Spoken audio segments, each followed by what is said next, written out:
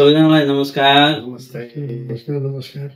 हामी दुई दाजुभाइ र बुवासँग बसेका छौँ। खनाल परिवारको खनाल वंशको चाहिँ कहानी धेरै जसो सुनिन्छ। हाम्रो परिवार धेरै ठुलो भएको भएर सुनिन्छ, फेरि बोलिन्छ, फेरि कतिजनाले थाहा पनि नहोला होला है। हाम्रो खनाल वंशावलीमा हेऱ्यो भने पनि धेरै कुरा थाहा हुन्छ, तर आफ्नो परिवार सम्बन्धीका विस्तृत विस्तान्तहरू, त्यो कुराहरू, आफूले गरेका अनुभवहरू, बुवाहरूले गर्नुभएको त्यो सङ्घर्षहरू होइन, अर्घाँचीबाट बर्माको यात्रा, बर्माबाट फेरि कलकत्ताको यात्रा, अथवा त्यो बिचमा कति धेरै गरेका सङ्घर्षहरू, यी सबै कहानीहरूबाट धेरै प्रेरणा लिन सकिन्छ हामीले। र हामी दुईजना भाइ विश्वास र म मिलन बसेर चाहिँ एक दिन यसो कुरा गरेको, यो कहानीलाई त हामीले केही गरी त अरूमा पनि पुऱ्याउनु पर्यो, न त यो त हाम्रो बुवाहरूसँग मात्र सीमित रहने भयो। अब किताब लेख्दाखेरि पनि किताब पनि लेख्ने एउटा बाटो त हुन्छ, तर अब त्यो गर्नुको लागि अलि समय पनि लाग्ने र भिडियो गर्दाखेरि बुवालाई नै अगाडि यसरी राखेर बुवाकै मुखारबिन्दुबाट चाहिँ कहानी सुन्नु पाउँदाखेरि सबैलाई चाहिँ त्यही पुगेको जस्तो आवाज पनि हुने र त्योबाट प्रेरणा पनि लिन सकिने भन्ने हिसाबले चाहिँ हामीले एउटा जमर्को गरेका छौँ। खालि यो हामी आफ्नो परिवारको लागि यो कहानीहरूबाट प्रेरणा लिउँ भन्ने हिसाबले चाहिँ हामी बसेको हो। अब हेर्दै जाउँ कस्तो हुन्छ। अब यसको एउटा सानो हामीले स्ट्रक्चर पनि बनाएको छौँ, कसरी कसरी चाहिने भने, किन कहानीमा धेरै पक्षहरू छन् होइन। बुवाको कहानीहरूमा बाबाहरू अब 16जना दाजुभाइ दिदीबहिनी, अब सबैजनाको कहानीहरू लिएर आउँदाखेरि लामो पनि हुनसक्छ यो, तर आजको यो सुरुवात हो, कहाँसम्म पुगिन्छ हेरौँ। अनि अब यो स्ट्रक्चर सम्बन्धी कसरी गरिरहेछ यसलाई चाहिँ हामीले कसरी डिभाइड गरेको छौँ भन्दाखेरि पहिला हाम्रो फ्यामिली ट्रीहरूको बारेमा हामी कुरा गर्छौँ, अनि त्यसपछि हामी हजुरबुवाहरू कसरी चाहिँ बर्मा जानुभयो, के कारणले जानुभयो भन्ने त्यो विषयमा कुरा गर्छौँ। अनि बर्माको सबै कुराहरू पनि गर्छौँ। अनि त्यसपछि बर्मापछि हामी नेपालमा कसरी चाहिँ को आउनुभयो, कसरी आउनुभयो होइन। अनि हाम्रो बाबाहरू फेरि कलकत्ता पनि जानुभएको थियो, किन जानुभयो, को जानुभएको थियो, पहिला त्यो सबै स्ट्रक्चर सेक्सन वाइज ठाउँ लिएर चाहिँ हामी विषयमा कुरा गर्छौँ। पहिला चाहिँ हामी चाहिँ फ्यामिली ट्रीबाट सुरु गर्छौँ। बुवा तपाईँ चाहिँ जहाँबाट सम्झिन सक्नुहुन्छ फ्यामिली ट्री हाम्रो को हुनुहुन्थ्यो? र सबभन्दा पहिला चाहिँ बाबालाई चाहिँ थ्याङ्क यू भेरी मच। अस्ट्रेलियामा बसिरहेको छ बाइ द वे हामीहरू। यो आएको बेला अब आजभन्दा 2 दिनपछि बाबा नेपाल फर्किँदै हुनुहुन्छ, त्यसपछि नर्वे अरू ठाउँमा यात्रा हुँदैछ। तर यो टक्क जुरेको छ। यो जुर्दाखेरि बाबाले यति कहानीहरू अलिअलि कता कता सम्झिन सक्नु भएको छ, सम्झिन नसक्नु भएको फोन गरेर सबैतिरबाट इन्फर्मेसन ल्याएर यहाँ हाम्रो अगाडि बसेर भनिदिने चाहिँ अपर्च्युनिटी दिनुभयो, त्यसको लागि धेरै धेरै धन्यवाद छ बाबा। होपफुली यसले गर्दाखेरि अरूलाई पनि कहानी हाम्रो चाहिँ अरूसँग पनि पुग्छ। सुरु गरौँ है ल। खनाल परिवारको चाहिँ वंशको चाहिँ थाहा पाएको सम्म चाहिँ यहाँ छोराहरूलाई चाहिँ भन्न पाउँदा चाहिँ धेरै नै खुसी लागिरहेको छ। र मैले जहाँसम्म थाहा पाएको छु र बुझेको छु त्यो चाहिँ मैले आफ्नो विवेकले भ्याएसम्म चाहिँ म भन्ने नै छु। त्यसमा यताउतिकै त्रुटि पनि हुन सक्छन्। अब सानोतिनो कुरा पनि होइन, यो ठुलै कुरा हो। त्यस कारण अब हामी चाहिँ अब जिजु बाबुहरूको तर्फबाट म जाँदैछु। जिजु बाबुहरू चाहिँ हाम्रो चाहिँ 3 भाइ हुन्, कृपाराम, चन्द्रमणि र चिन्तामणि। हामी चाहिँ जिजु बाबुका कृपाराम जेठा जिजु बाबुका चाहिँ हाम्रो सन्तानबाट आएका हौँ। हामी चाहिँ कृपारामका चाहिँ हरिलाल, रत्नेश्वर र देवमणि। हाम्रो हजुरबाबुको बुवा चाहिँ कृपाराम हुनुहुन्थ्यो। कृपारामका चाहिँ अब 3टा छोरा, अब हरिलाल, रत्नेश्वर र देवमणि। र हाम्रो चाहिँ हजुरबा चाहिँ रत्नेश्वरबाट, हामी चाहिँ रत्नेश्वरबाट चाहिँ माइला हजुरबा हाम्रो हजुरको हजुरबा रत्नेश्वर, हाम्रो चाहिँ जिजुबा रत्नेश्वर। तिमीहरूको चाहिँ जिजुबा रत्नेश्वर हुनुभयो। अब रत्नेश्वरबाट चाहिँ 6 भाइ भएका हुन्। 6 भाइ चाहिँ जेठा चाहिँ कुलानन्द, माइला भागीरथ, साइलाको चाहिँ हुनुहुन्थ्यो, थाहै भएन, नाम पनि थाहा भएन, कता जानुभयो भने त्यो पनि थाहा भएन। अब काइला चाहिँ बुद्धिराम, बुद्धिरामका त्यसपछि राईला चाहिँ लेखनाथ, अनि कान्छा चाहिँ डिलना। अब कुलानन्दको श्रीमती चाहिँ तुलसा भन्ने हुनुहुन्थ्यो, हजुरको जेठो बुवा। जेठो बुवाको। भागीरथको हाम्रो आमाको नाम चाहिँ धनिशा हो। र साइला त हामीलाई थाहै भएन। बुद्धिराम काइला बाका चाहिँ दुईटा थिए, एउटा हरिकला एउटा सुमित्रा। हरिकलाबाट सन्तान नभएर चाहिँ अर्कै चाहिँ फेरि सुमित्रा भनेर बिहा गर्नुभयो, त्यसपछि सन्तान भएको थियो। त्यस्तै अब लेखनाथ चाहिँ राई लामा हुनुभयो। लेखनाथको चाहिँ राईली आमाको नाम चाहिँ यमुना हो र डिलरामको चाहिँ कान्छी आमा चाहिँ हुनुहुन्छ। कान्छी आमाको नाम चाहिँ मलाई थाहा भएन, उहाँ चाहिँ त्यहाँ चितवनमा हुनुहुन्छ। यसरी चाहिँ हाम्रो चाहिँ बाबाहरू हुनुभयो। अब कुलानन्द जेठाबाका पनि अब सन्तान छन्। सबभन्दा ठुलो दाई परशुराम दाई हुनुभयो। परशुराम दाई, त्यसपछि चाहिँ हाम्रो रवि हाम्रो गुरु परशुराम दाई जेठाबा जेठाबा परशुराम दाई हुनुभयो। त्यहाँ रवि भयो, त्यहाँबाट चाहिँ ऋषि भयो, त्यहाँ चाहिँ तुलसीराम भयो, त्यहाँ चाहिँ दीपक कान्छो, 5 भाइ पाँच भाइ। तिलक साइलो, त्यसपछि चाहिँ रवि, त्यसपछि चाहिँ दीपक। अब हाम्रो चाहिँ भागीरथ माइलाबाट चाहिँ हामी 11 भाइ भइयो। 11 भाइको सबभन्दा टोप्रसाद, त्यसपछि सर्वानन्द, त्यसपछि नीलकण्ठ, त्यसपछि शशिधर, त्यसपछि हुतानन्द, त्यसपछि बिचमा चाहिँ ठुल्दिदी हुनुभयो। ठुल्दिदी चाहिँ सीतादेवी उहाँको नाम। हामीले मैया दिदी भन्छौँ, सीता फुपू उहाँको चाहिँ नाम चाहिँ। म चाहिँ हुतानन्द भइहाल्यो। त्यसपछि म पछि चाहिँ विष्णु भयो। विष्णु पछि चाहिँ एउटा भाइ चाहिँ बितेको जस्तो चाहिँ म विष्णु पछि या केशव पछिको चाहिँ एउटा भाइ चाहिँ बितेको छ।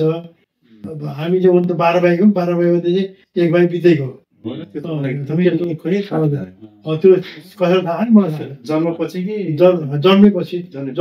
चाहिँ 2-3 महिनापछि चाहिँ कहिले चाहिँ उसको के सायद नारायण भयो के भएर चाहिँ उसलाई चाहिँ गन्तीमा छैन त्यो भाइ चाहिँ, त्यो चाहिँ। त्यसपछि देवी भए। त्यसपछि त्यहाँ चाहिँ केशव भयो। केशव पछि चाहिँ कृष्ण पछि चाहिँ हरि पछि चाहिँ गीता पछि त्यहाँ चाहिँ महेश होइन। महेश पछि चाहिँ पार्वती, नै सरी के अरे पार्वती पछि महेश पछि गीता पछि धर्म पछि लक्ष्मी। यसरी चाहिँ हामी चाहिँ 11 भाइ, 5 बहिनी, 16जना भयो। आफ्नो खाना पनि जन्छौँ। त्यसरी एकैचोटि हुनुहुन्थ्यो कहिले तपाईँ सबै सानोमा? सानो भइन्थ्यो, सबैजना एकैचोटि एकचोटि भइन्थ्यो। लटकपटक रमाइलो हुन्थ्यो। अब त्यो हामी चाहिँ माइला परिवार भयौँ गरे। माइला परिवार त अब त्यो त मैले नाम भनिहालेँ। अब साइलाको परिवार चाहिँ हामीलाई थाहै छैन कहाँ छ के छ भन्ने कुरा। काइमा चाहिँ बुद्धिराम हुनुभयो। अब काइमा बुद्धिराम भएपछि के भन्दाखेरि काइनी आमा चाहिँ दुइटै हुन्। जेठी काइनी अबसम्म चाहिँ सन्तान भएन। सन्तान नभएपछि उहाँकै बहिनीलाई चाहिँ उहाँले बिहा गरेर चाहिँ यो 3टी छोरी र एउटा यो भाइ विष्णु भन्ने चाहिँ अहिले जन्मेर चाहिँ उहाँ पनि काइलोबाट बराबर जानुभयो। त्यो हरियो कोट देखाउने पनि उहाँले नै हो। अब जेठाबाट जानु होइन। अब त्यसपछि चाहिँ राई लामा भन्ने चाहिँ लेखनाथ हुनुभयो। लेखनाथ भनेको चाहिँ हाम्रो हरिदास दाईको चाहिँ हरिदास दाई, त्यहाँदेखि ईश्वरी दाई, त्यसपछि चाहिँ मिन पर्सन। 3 भाइ र यिनको मिनका पनि 2टी दिदी बहिनी हुनु जस्तो लाग्छ मलाई। भन्दाखेरि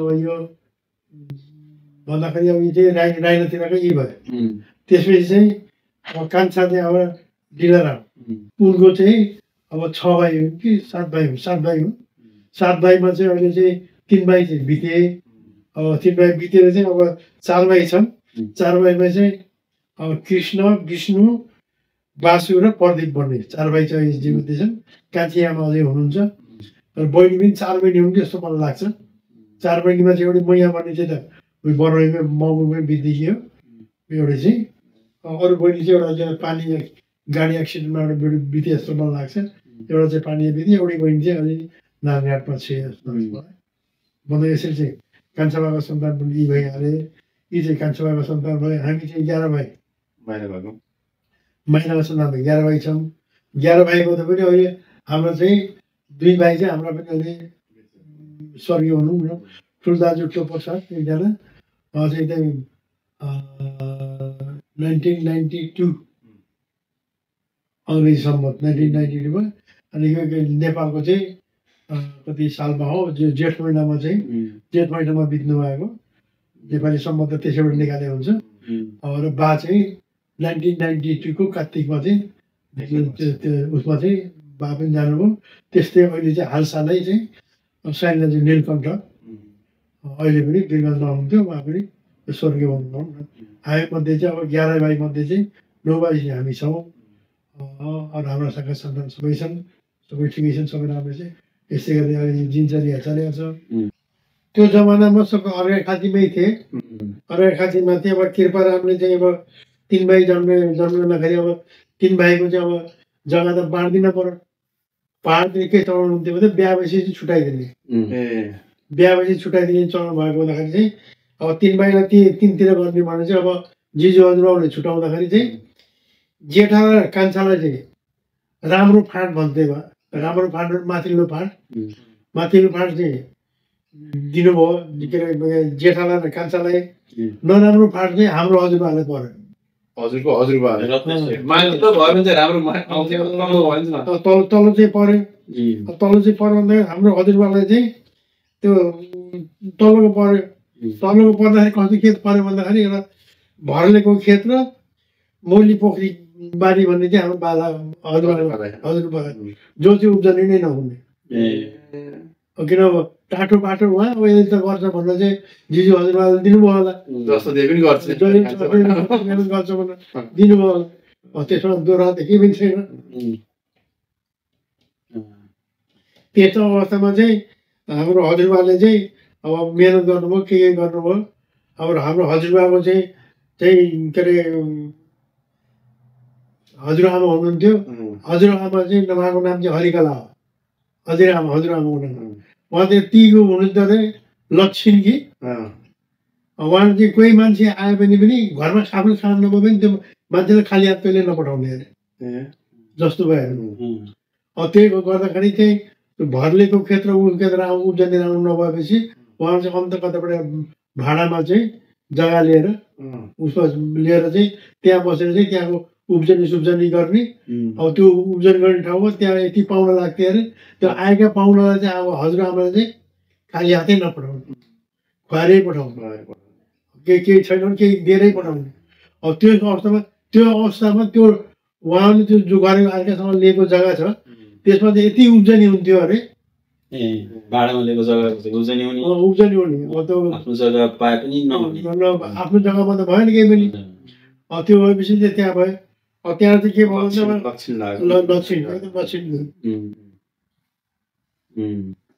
अब त्यहाँ हजुरबाबाट चाहिँ त्यहाँ फेरि 6 भाइ सन्तान भयो। 6 भाइ सन्तान भएपछि त्यहाँ त के भयो भन्दाखेरि अब 6 भाइ सन्तानलाई त फेरि हुर्काउनु पर्यो, गर्नु पर्यो, के गर्नु पर्यो। सबैलाई छुट्याएर पनि दिनुपर्छ। छुट्याएर पनि दिनु पर्यो। हाम्रो फेरि जिजु हजुरआमाको चाहिँ माइत चाहिँ धादीबाङमा रहेछ। धादीबाङ फेरि हामीले जिजु हजुरआमा चाहिँ के अरे हजुरआमा चाहिँ उसको पौडेलकी छोरी। त्यही भएर हामीले पौडेललाई चाहिँ मामा भन्ने कारण चाहिँ सुनेछ। हाम्रो बाका मामा त पौडेल भयो। हाम्रो पौडेल त हाम्रो बुढाबाबु भयो नि त। एकजना पौडेल हुनुहुन्छ नि त्यो यो कुरा आउँदाखेरि भैरवामा विष्णु पौडेल। त्यही होला जस्तो मलाई लाग्छ। त्यो अन्दाजी गर्नु पर्यो। किन हाम्रो हजुरआमाको चाहिँ माइत चाहिँ पौडेल भएको हुनाले चाहिँ पौडेल चाहिँ हामी चाहिँ मामा भन्ने कारण त्यो रहेछ। त्यस कारण चाहिँ अरू यसमा अरू पनि कहानीहरू छ पौडेलको चाहिँ।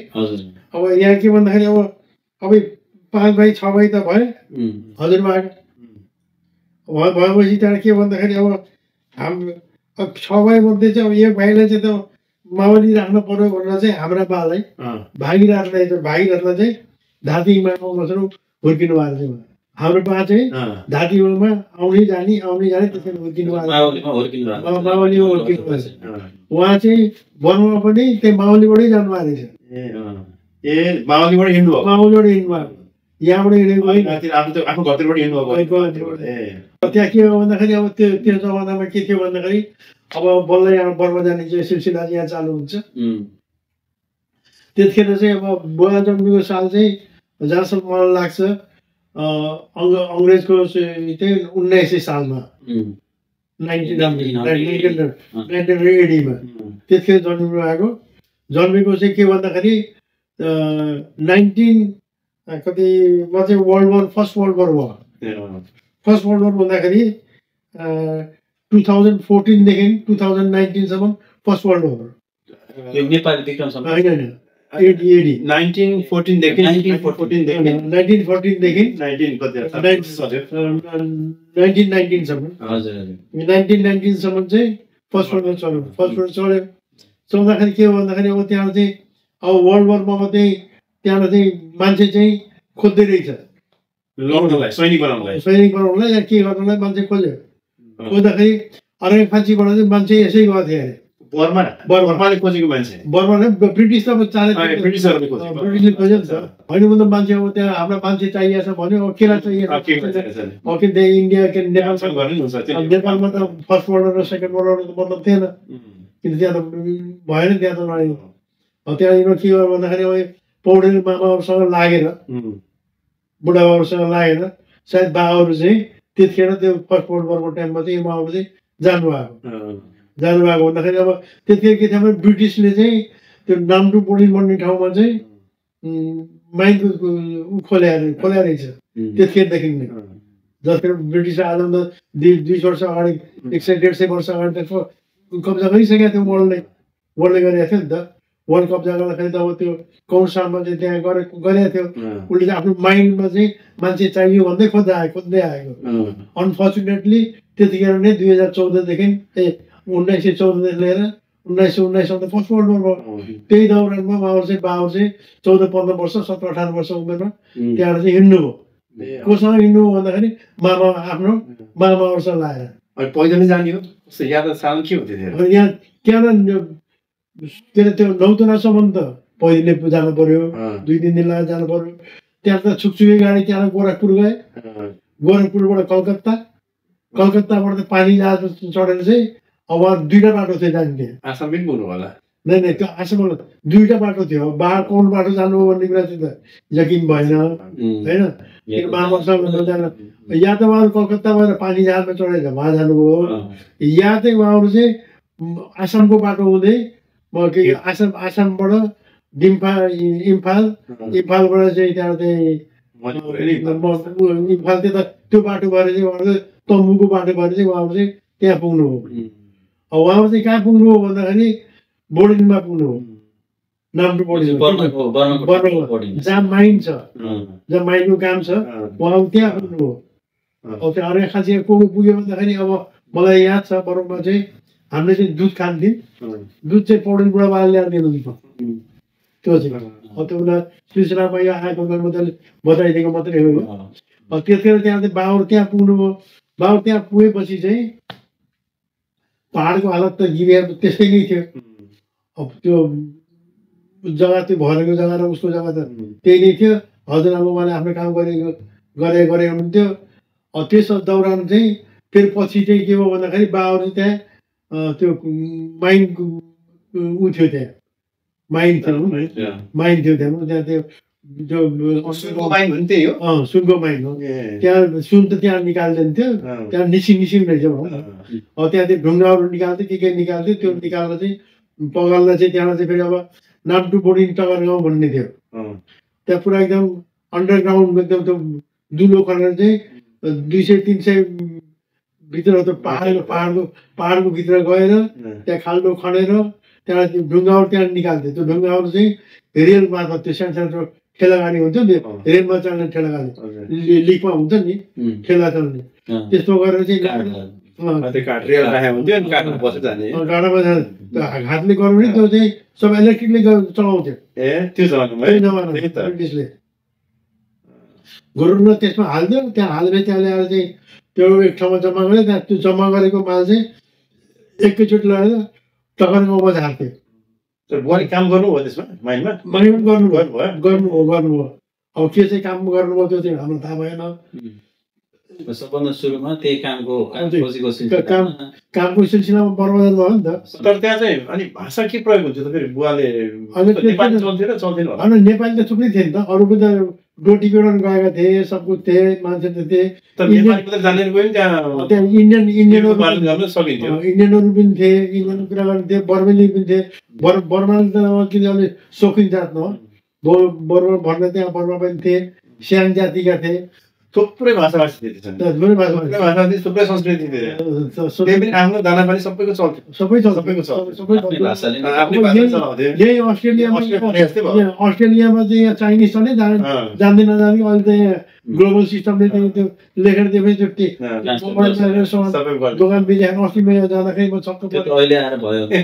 अहिले चाइनिज त बोल्नै जान्दैन इङ्ग्लिस, त्यो देखाइदिएपछि त्यो माल बेचे। अब त्यस्तै ताल्दै उहाँ पनि अब केही अब हातको इसाराले के गरेर उहाँले चाहिँ गर्नुभयो होला त्यो जमानामा। अब त्यो साह्रो वृत्तान्त भन्नु त सकिन्न। त्यही भएर त्यस अवस्थामा त्यहाँ नेपालीहरू पनि मग्नै थिए, किनभने यो के अरे यो ब्रिटिसहरूले चाहिँ डोटीबाट चाहिँ लिएर जान्थे मान्छेहरू। डोटीबाट जान्थे, नेपालमा त गर्थे नि त। किनभने उठ्यो त उनीहरू ब्रिटिसले त अब इन्डियाबाट लडेको पनि त हो नि त नेपालमा। लडेको त उसलाई त थाहा छ नि त, कुना सब थाहा छ। थाहा छ त लिएर गएको त लिएर जाने, लिएर गए नेपालीलाई दिएको, नेपालीलाई दियो यो चाहिँ राम्रो रहेछ नि, के रहेछ भनेपछि यहाँ मान्छे तान्दै सोझा अब काम गर्ने त्यो गरेर लिएर गए। त्यो गरेर लिएर गएपछि अब बालले त्यहाँ अब 2014देखि 2019 कम्युनिस्ट वर्षमा जानुभएको। त्यो वर्षमा गएपछि उहाँ चाहिँ अब बस्नुभयो, काम गर्नुभयो।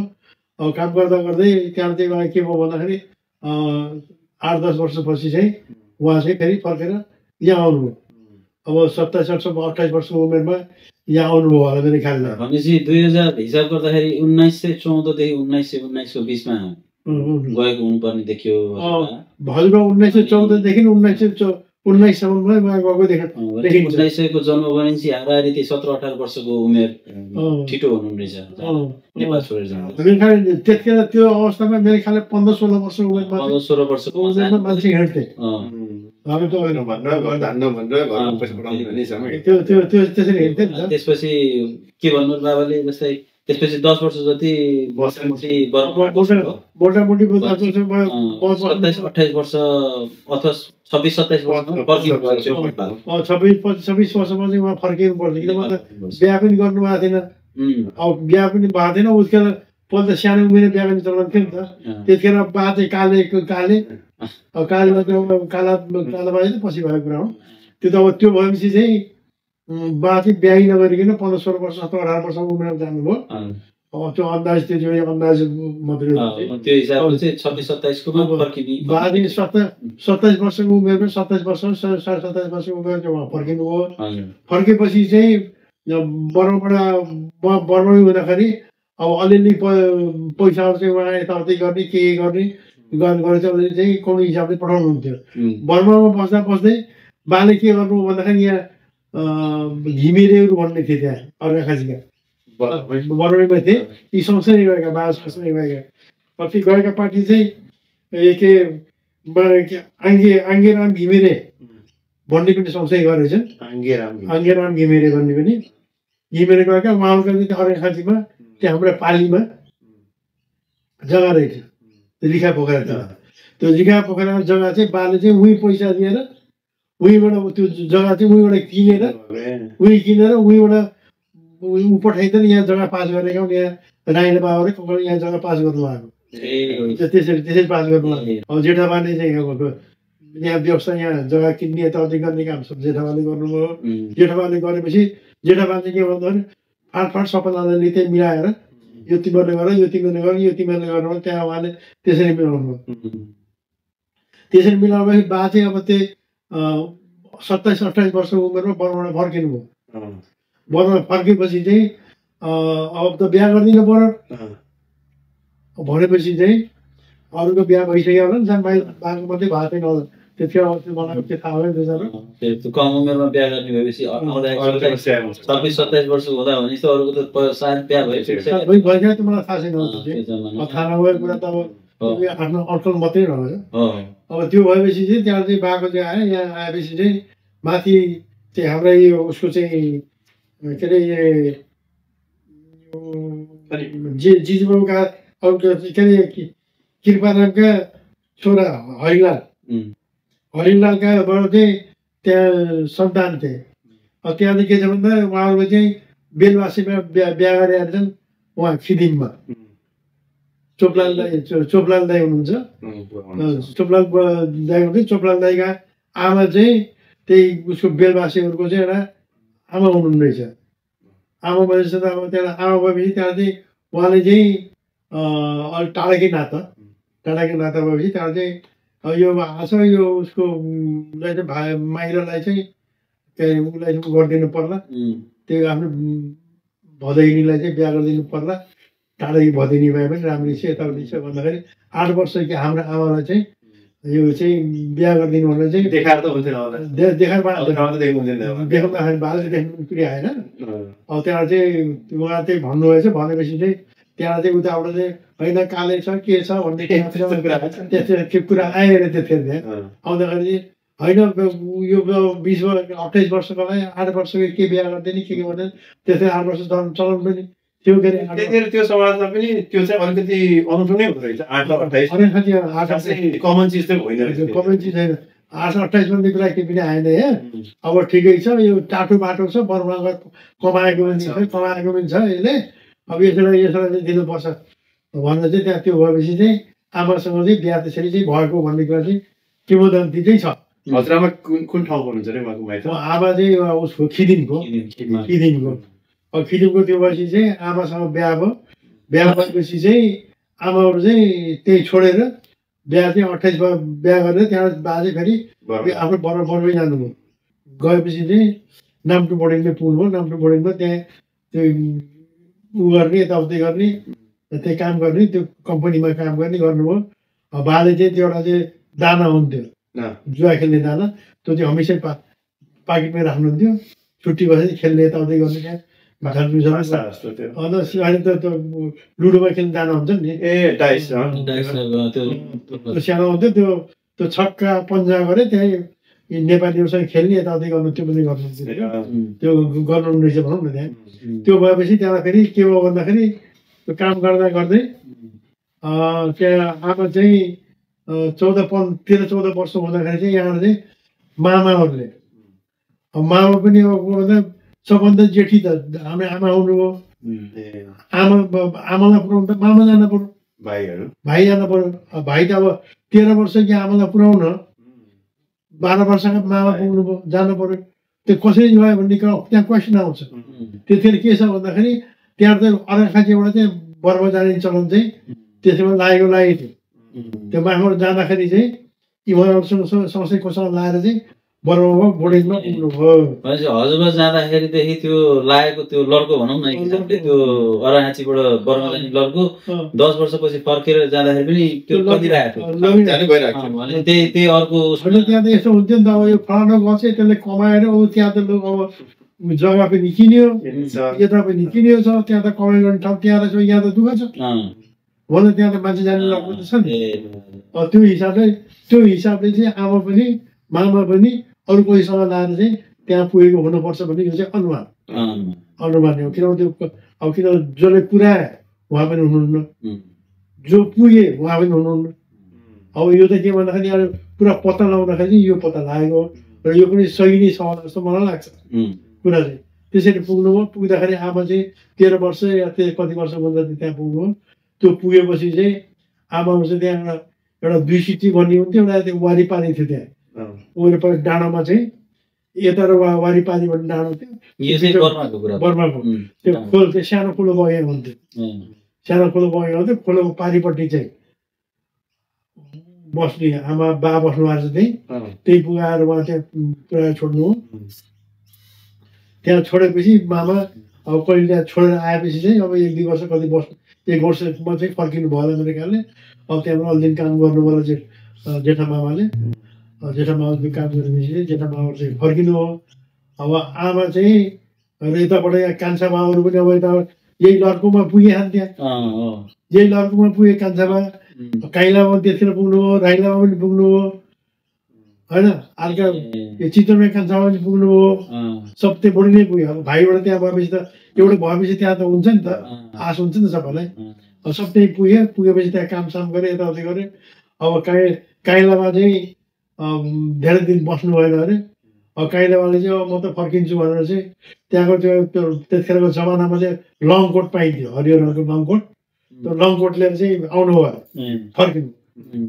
राइलामा पनि फर्किनु भयो, राइलामा पनि फर्किनु भयो। राइलामा फर्क अर्का कान्छामा चाहिँ उही बस्नु भयो। त्यसपछि अर्का पल्लाघरे कान्छामा पनि जानुभयो। पल्लाघरे कान्छा भयो, हाम्रो कान्छा भयो होइन, हाम्रो अर्का हजुरबाका चाहिँ सन्तान कान्छा हजुरबाको देवमणिका सन्तान घनश्याम भन्ने हुनुहुन्छ कान्छामा, पल्लाघरे कान्छा भन्ने त्यहाँ पुग्नुभयो उहाँ पनि। बा त्यहाँ पुगेपछि पनि पुग्नुभयो नि त। त्यो पुगेपछि चाहिँ कान्छामा त दुइटा भयो हामीसँग, एउटा हाम्रै कान्छामा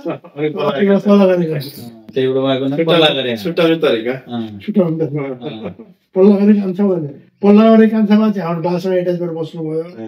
अब कान्छामा पनि अट्याच गरेर बस्नुलाई चाहिँ अलदिन त्यहाँ त्यो भएपछि चाहिँ बाबुले त्यहाँबाट आमालाई छोडेर आयो। आमालाई छोडेर आएपछि चाहिँ आमा चाहिँ 15 वर्ष हुँदाखेरि चाहिँ ठुल्दाजु जन्मिनु भयो।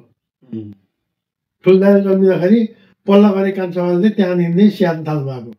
पल्लाघरे कान्छा चाहिँ सँगै हुनुहुन्थ्यो, बा पनि त्यो बोर्डिङमै उसमै काम गर्नुहुन्थ्यो, माइनमै काम गर्नुहुन्थ्यो। त्यो काम गरेर त्यो भएपछि चाहिँ त्यति हुँदै यो 1930 कति 1992 सालको चाहिँ हाम्रो विक्रम सम्वत 1992 सालको चाहिँ ठुल्दाजु जस्तो लाग्छ मलाई। ठुल्दाजु 92-93 बिचको ठुल्दाजु जन्मिनु हो। 1992 साल भन्दाखेरि त्यही उसको चाहिँ ठुल्दाजु हो। त्यसपछि बसौटेका हुन् 1994 साउन 11 गतिको चाहिँ माइल दाजु भनेपछि 1992 भनेपछि अब अहिले ठुलो बा त रहनु भएन, तर ठुलो बा रहनु भएको भए अहिले 92-93 वर्षको हुनुहुँदो रहेछ। 92-93 वर्ष 90 वर्ष अब किन अहिले माइल दाजु 88 वर्षको हुनु भनेपछि त्यो भयो। त्यो चाहिँ एक्चुअलीमा त्यो हिसाबले के छ भन्दाखेरि आमाले चाहिँ 15 वर्षमा पाएको भन्ने कुरा चाहिँ त्यहाँबाट चाहिँ तथ्य हुन्छ। किनभने आमा चाहिँ बिहा गरेको 7 वर्षपछि चाहिँ बर्मा जाने भन्ने कुरा त पनि सही कुरा नै हो। त्यो गरेर त्यहाँ त्यसरी गर्नु आएको। त्यसपछि त्यस दौरान 1900 कतिमा चाहिँ त्यहाँबाट चाहिँ जापानहरू चाहिँ उसमा बर्मामा क्याप्चर गर्ने 1920 होला हो। 1939 मा त दोस्रो विश्वयुद्ध भएको हो। 1939 मा 1934-35-36 मा 1939 को दौरान चाहिँ जापानहरू चाहिँ त्यहाँ आउँदाखेरि जापानहरू चाहिँ बोर्डिङसम्म पुगे। बोर्डिङसम्म पुग्दाखेरि चाहिँ आमाले ठुल्दाजु माइल दाजु त्यहाँबाट बाबाहरू सब भागेर चाहिँ नागी पुगे। त्यतिखेर कतिजना हुनुहुन्थ्यो तपाईँहरू? मतलब त्यतिखेर जब दुईजना माइलोमा जेठामा र साइनामा साइड हुनुहुन्थ्यो होला, 3जना हुन्थ्यो होला। त्यो बोकेर चाहिँ उहाँ नागी भन्ने ठाउँमा पुगे। नागी भन्ने ठाउँमा कान्छा पनि पुग्नु हो। कान्छामा पुग्दाखेरि त्यहाँ यहाँ फेरि कान्छाबाको बिहाको चाहिँ त्यहाँ सिलसिला आउँछ। कान्छाबाको बिहा यहाँ पाहाडबाट जानुभएको थियो। पाहाडवाला चित्त नभए यहीँ छोडेर जानुभएको थियो। पहिलेकी कान्छामा यहीँ छोडेर जानुभएको थियो। त्यहाँ यो त कान्छो त अब यसको बिहा गरिदिनु पर्ला भन्ने चाहिँ मैले बाको चाहिँ दिमागमा रहेछ। त्यो जाँदाखेरि त्यहाँ थम्पन भन्ने थिए, थमन बुढाबा भन्नु, पछि बुढाबा भनियो। थमन पाण्डे भने त्यहाँ चाहिँ एउटा गाउँमा चाहिँ स्याङहरूले भनौँ न, त्यहाँको जातिले एउटा चाहिँ तजी जस्तो भनौँ न, त्यो ठुलो मान्छे मुखिया तजी भन्दै थिए।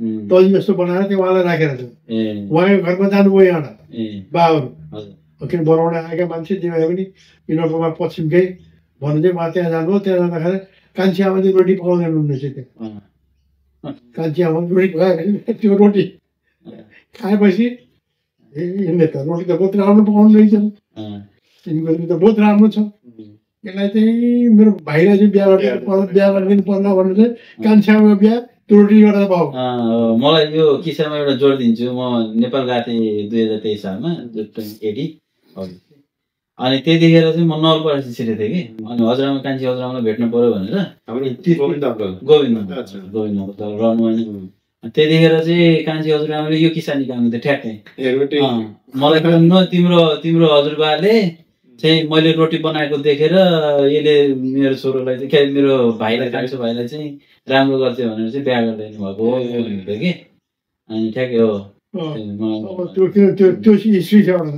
अब त्यो हिस्ट्री त्यो भइसकेपछि चाहिँ त्यहाँ के भयो भन्दाखेरि अब त्यति भएपछि त्यहाँ त अब जापान त पछि त हार्यो। जापान त्यहाँबाट फर्क्यो। फर्केपछि फेरि उहाँ के आउनुभयो, बाबाहरू त धर्नुभयो फेरि बोर्डिङमा। फेरि बोर्डिङ आउनुभयो। बोर्डिङ आएपछि चाहिँ पहिला चाहिँ उसमा त्यो 2 सिटी बस्नु उतापट्टि बस्नुहुन्थ्यो, 2 सिटी पारिपट्टिको उसमा। त्यहाँ चाहिँ अब यतापट्टि के हो भन्दा उहाँ चाहिँ यता माथि लिनुभयो जग्गा चाहिँ, घर चाहिँ। त्यतिखेर के थियो भन्दाखेरि ब्रिटिसले चाहिँ जति पनि मान्छे लान्थ्यो सबैलाई क्वार्टर दिन्थ्यो बस्नुलाई। क्वार्टर दिन्थ्यो काम गर्नुलाई। कुल्ली काम गराउने क्वार्टर दिने। सब व्यवस्था सब राम्रो थियो, सबै राम्रो। सबैको जति नेपालबाट गए या कहीँबाट गए परिवार पाल्न सबैलाई एउटा लामो घर हुन्थ्यो। लामो घरमा 3-4वटा कोठा हुन्थ्यो। 3-4वटा कोठामा चाहिँ एउटा कोठामा चाहिँ एकजनालाई अर्को त्यस्तैको चाहिँ चौका अलग, सुत्ने अलग, सानो बैठक जस्तो अलग हुँदैन। ठ्याक्कै तरिकाको घर भन्थ्यो त्यहाँ भनौँ न। त्यस्तो खालको घर चाहिँ सबैलाई दिन्थ्यो भनौँ न। त्यो एउटा घरमा चाहिँ 5-6वटा बनाउँथ्यो। त्यसमा के थियो, बिजुली पनि लगाइदिएको छ, बिजुली बत्ती पनि छ, पानी पनि छ, सबै सब सिस्टमले गरेको छ। सरकारी भयो, हाम्रो किन्न पाइएन। त्यहाँ बस्यो। त्यसको अगाडिपट्टि अलिक जग्गा पनि छ, त्यहाँ हामीले मकै बारी सारी गरिन्थ्यो भनौँ न। अब हाम्रो घर त के हो भन्दा पछि नानीबाट फर्केपछि त्यहाँ आइयो। त्यहाँ आएपछि त्यहाँ आएर जन्मेको चाहिँ सायद काइला पनि त्यहाँ जन्मिनु जस्तो भने जस्तो कुरा गरेको सुनेको थिएँ मैले बोर्डिङमा। अब माइल दाजु र ठुल दाजु त बोर्डिङमै जन्मिनु भयो। साइन दाजु र काइल दाजु नागीमा जन्मिनु भयो या साइन दाजु मात्रै नागीमा जन्मिनु त्यो मलाई थाहा भएन। अब उहाँले फेरि अरू चाहिँ काइल दाजुपछि म पनि त्यही जन्मेको। त्यसपछि चाहिँ त्यो भएपछि चाहिँ बाजे नागीबाट फर्केपछि चाहिँ कम्पनीमा काम गर्नुभयो। कम्पनी आउँदै काम गर्नुभयो। त्यहाँबाट चाहिँ किन पल्ला गर्ने काम छ पनि भएको हुँदाखेरि चाहिँ उहाँले चाहिँ रासन दोकान, कपडा दोकान, दर्जीको दोकान, होटेल त्यसरी त्यहाँ राख्ने भनेर चाहिँ उहाँले त्यसरी गर्नु। अब उहाँले बिजनेस माइन्ड आयो। त्यो सबै गर्नुभएको बुवाले गर्नुभएको। त्यो गर्नुभयो। त्यो गरेपछि चाहिँ त्यहाँ चाहिँ रासन दोकानमा चाहिँ उहाँले बस्नुहुन्थ्यो। के अरे पल्ला गरेर कान्छोमा बस्नुभयो। होटेलमा चाहिँ कान्छोमा बस्नुभयो। कान्छोमा बस्नुभयो। त्यहाँ चाहिँ त्यो साइडमा चाहिँ दर्जीको दोकान थियो। त्यो दर्जीले कामसाम गर्ने कपडा सपडा यसो दर्जीबाट त्यसरी केही काम गरेको त्यो चाहिँ त्यसरी चाहिँ गर्नुभयो। गरेपछि चाहिँ त्यहाँ काम चल्दै गयो। अब त्यहाँ चाहिँ बाको त अलिअलि फुर्सद जस्तो भयो। अब रासन जाति सब नामटुबाट आउँथ्यो। अनि नामटु र बोर्डिङले जोड्ने चाहिँ के थियो भन्दाखेरि रेल थियो, सुकसुकी रेल। जस्तो यो उटीमा थियो नि सानो रेल, उटीमा चल्छ नि सानो। नामटु र बोर्डिङ भनेको त्यो पहाडी इलाका हो नि। पहाडी इलाका हो। नामटु चाहिँ अलिकति प्लेन खालको भयो, सहर पनि भयो, सहर जस्तो भयो। त्यहाँ के छ भन्दाखेरि नामटुबाट चाहिँ रेलमा चढेर जानु पर्थ्यो। नामटुबाट बोर्डिङको चाहिँ हामीले गाह्रो बनाएको थियौँ रेलको। नामटु बोर्डिङ टगरगाम पैसा छैन के ले जाम भन्थ्यो। अब त्यो गाडीमा त फेरि चढ्न पाइन्थ्यो। अब त्यो एउटा गाना नामटु बोर्डिङ के अरे नामटु बोर्डिङ टगरगाम पैसा छैन के ले जाम। टगरगाममा त्यहाँ फेरि के थियो भन्दा त्यो चाहिँ जति त्यो अन्डरग्राउन्डबाट निकालेको माल छ नि, अन्डरग्राउन्डको माल चाहिँ ल्याएर त्यहाँ टगरगाउँबाट ठाउँमा टाइगर क्याम्प बस्छ। टाइगर क्याम्प नेपालले टाइगर क्याम्पलाई चाहिँ त्यो नेपालले त उचालो उस्ताछ नि त। पैसा छैन केले त्यो भन्थ्यो। अब त्यो टाइगर क्याम्प भन्ने ठाउँमा चाहिँ अब त्यहाँ हामी नामटु पुग्नलाई चाहिँ 2टा गर्नुपर्थ्यो। एउटा बोर्डिङ टगरगाउँ लोपा भन्ने त्यहाँबाट एउटा नाम्टो यो चारवटा अब बोर्डिङबाट निकालेको सामान चाहिँ टाइगर क्याम्पमा त्यो अन्डरग्राउन्ड त पाहाडबाटै आउँथ्यो भित्र कसले बनायो होला त्यो सिस्टम पुरा टनल गरेर टनलबाट ल्याएर चाहिँ त्यो ठुलो उसमा चाहिँ त्यो बनाएको थियो ठुलो उसमा ल्याएर त्यहाँ हालिदिन्थ्यो त्यो घर गोदाम जस्तो हुन्थ्यो त्यहाँ गोदाम पनि मैले त्यो बेलचाले हाल्ने होइन त्यहाँ सिधी आएर त्यहाँ खस्थ्यो सब अटोमेटिक सिस्टम त्यहाँ जम्मा भएको चिज चाहिँ अब त्यहाँ त्यस मुनि चाहिँ के हुन्थ्यो रेल आउँथ्यो फेरि डब्बा त्यहाँ खस्थ्यो त्यो डब्बामा त्यो फेरि उसबाट चाहिँ त्यो बेलचाले हाल्ने होइन अटोमेटिक त्यो उसबाट आफै खस्थ्यो उसमै खस्थ्यो त्यो कन्टेनर त्यस्तो गाडीमा चाहिँ माल ल्याएर चाहिँ फेरि नाम्टी ल्याउँथ्यो भनौँ न यो जमानामा त्यस्तो अटोमेटिक बनाएर बसेको राम्रो गरेको अनि सबैलाई घर बिजुली नेपाली बिजुली कामदारहरूलाई बरु अहिले छ कि छैन भन्ने कुरो त्यो व्यवस्था के भन्दा हामी चाहिँ के भन्दा भने अब त्यस्तै 8-10वटा डब्बा हुन्थ्यो त्यो चाहिँ खुल्ला हुन्थ्यो अब एउटा चाहिँ पछिल्लो ठाउँमा चाहिँ एउटा गाडको चाहिँ राम्रै हुन्थ्यो गाडबाट लास्टको चाहिँ त्यसमा चाहिँ त्यो गाडलाई खुसी पारेर चढ्ने हामी त्यस्तामा चाहिँ होइन भने चाहिँ त्यो खुल्ले उसमा चाहिँ अब डब्बा हुन्थ्यो क्या डब्बा यतापट्टि त्यहाँ ब्रेक सेक लाउने के त्यहाँ स्पेस बनाएको हुन्थ्यो नि त सानो स्पेस बनाएको हुन्थ्यो त्यो सानो स्पेसमा चाहिँ हामी त्यसैमा पनि चढेर नाम्टोमा आउँथ्यौँ त्यो त्यही गर्दा पैसा नदिनु पर्यो चल्तीकै नाम गाडी त्यसरी आउँथ्यौँ त्यसरी आएर चाहिँ त्यो नाम्टोमा आइसकेपछि त्यो सामान चाहिँ यो चाहिँ यो ब्रिटिस गभर्मेन्टले गरेको त्यस्तो कम्पनीमा चाहिँ काम गरेको होला अब कोही सुपरभाइजर भयो होला नि कोही कुल्ली भयो होला नि के भयो बाले चाहिँ केमा गर्नु हो थाहा भएन होइन बा त हट्टाखट्टा लम्दै बाको चाहिँ विवरण चाहिँ यहाँ भन्न थाल्यो भने त गरेको थियो नि त उहाँले त हाफ प्यान्ट लाउनु थियो निलो ठ्याक्क बनासम्मको त्यो ब्रिटिसहरू त्यस काममा आउँथ्यो नि त त्यस्तै गर्नुहुन्थ्यो जुत्ता आउँथ्यो जुत्तामा ट्याक्क मजा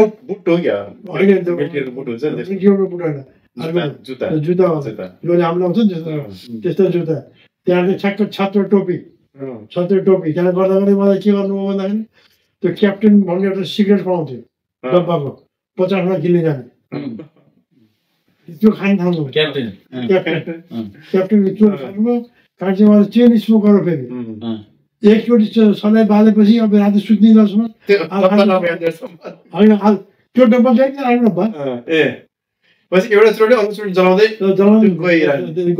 त्यसरी बिताइनु त्यो बिताउनु किन त भन्दा पछि दोकान गरेपछि त्यो भयो भनौँ न पहिला त काम गर्दा त्यो भएन पछि दोकान गर्दाखेरि त्यो भयो असली मायनेको चेन स्मोकर त्यसै खानु अनि बाले राख्छ घिउ खानुहुन्थ्यो घिउ स्याउ दुध सुध लगभग बनाउँथ्यो त्यही गर्दा हामी भन्यो नि त हाम्रो हजुरबाउहरूका चाहिँ माओलीहरू बाहरूका माओली चाहिँ पौडेलहरू थियो नि त पौडेल बुढाबाबु पनि जानुभएको थियो अहिले हामीलाई थाहा भयो चाहिँ पौडेल बुढाबाले चाहिँ ल्याएर चाहिँ दुध दिनुहुन्थ्यो तर निस्किने मोटो तर्नु निस्किने दुध पनि आउँथ्यो त्यो चाहिँ हामी पछि त्यो कहानी आउँछ एउटा त्यो त पछि हामी त्यो रासन दोकानमा लागेको कहानी छ एउटा त्यो चाहिँ त्यो भएपछि चाहिँ त्यो भएपछि त्यहाँ बाबाले चाहिँ त्यही पौडेल बुढा बाबासँग चाहिँ दुध दिने यताउति गर्ने चट्टा खाने बाघा त जुगा चट्टा खाने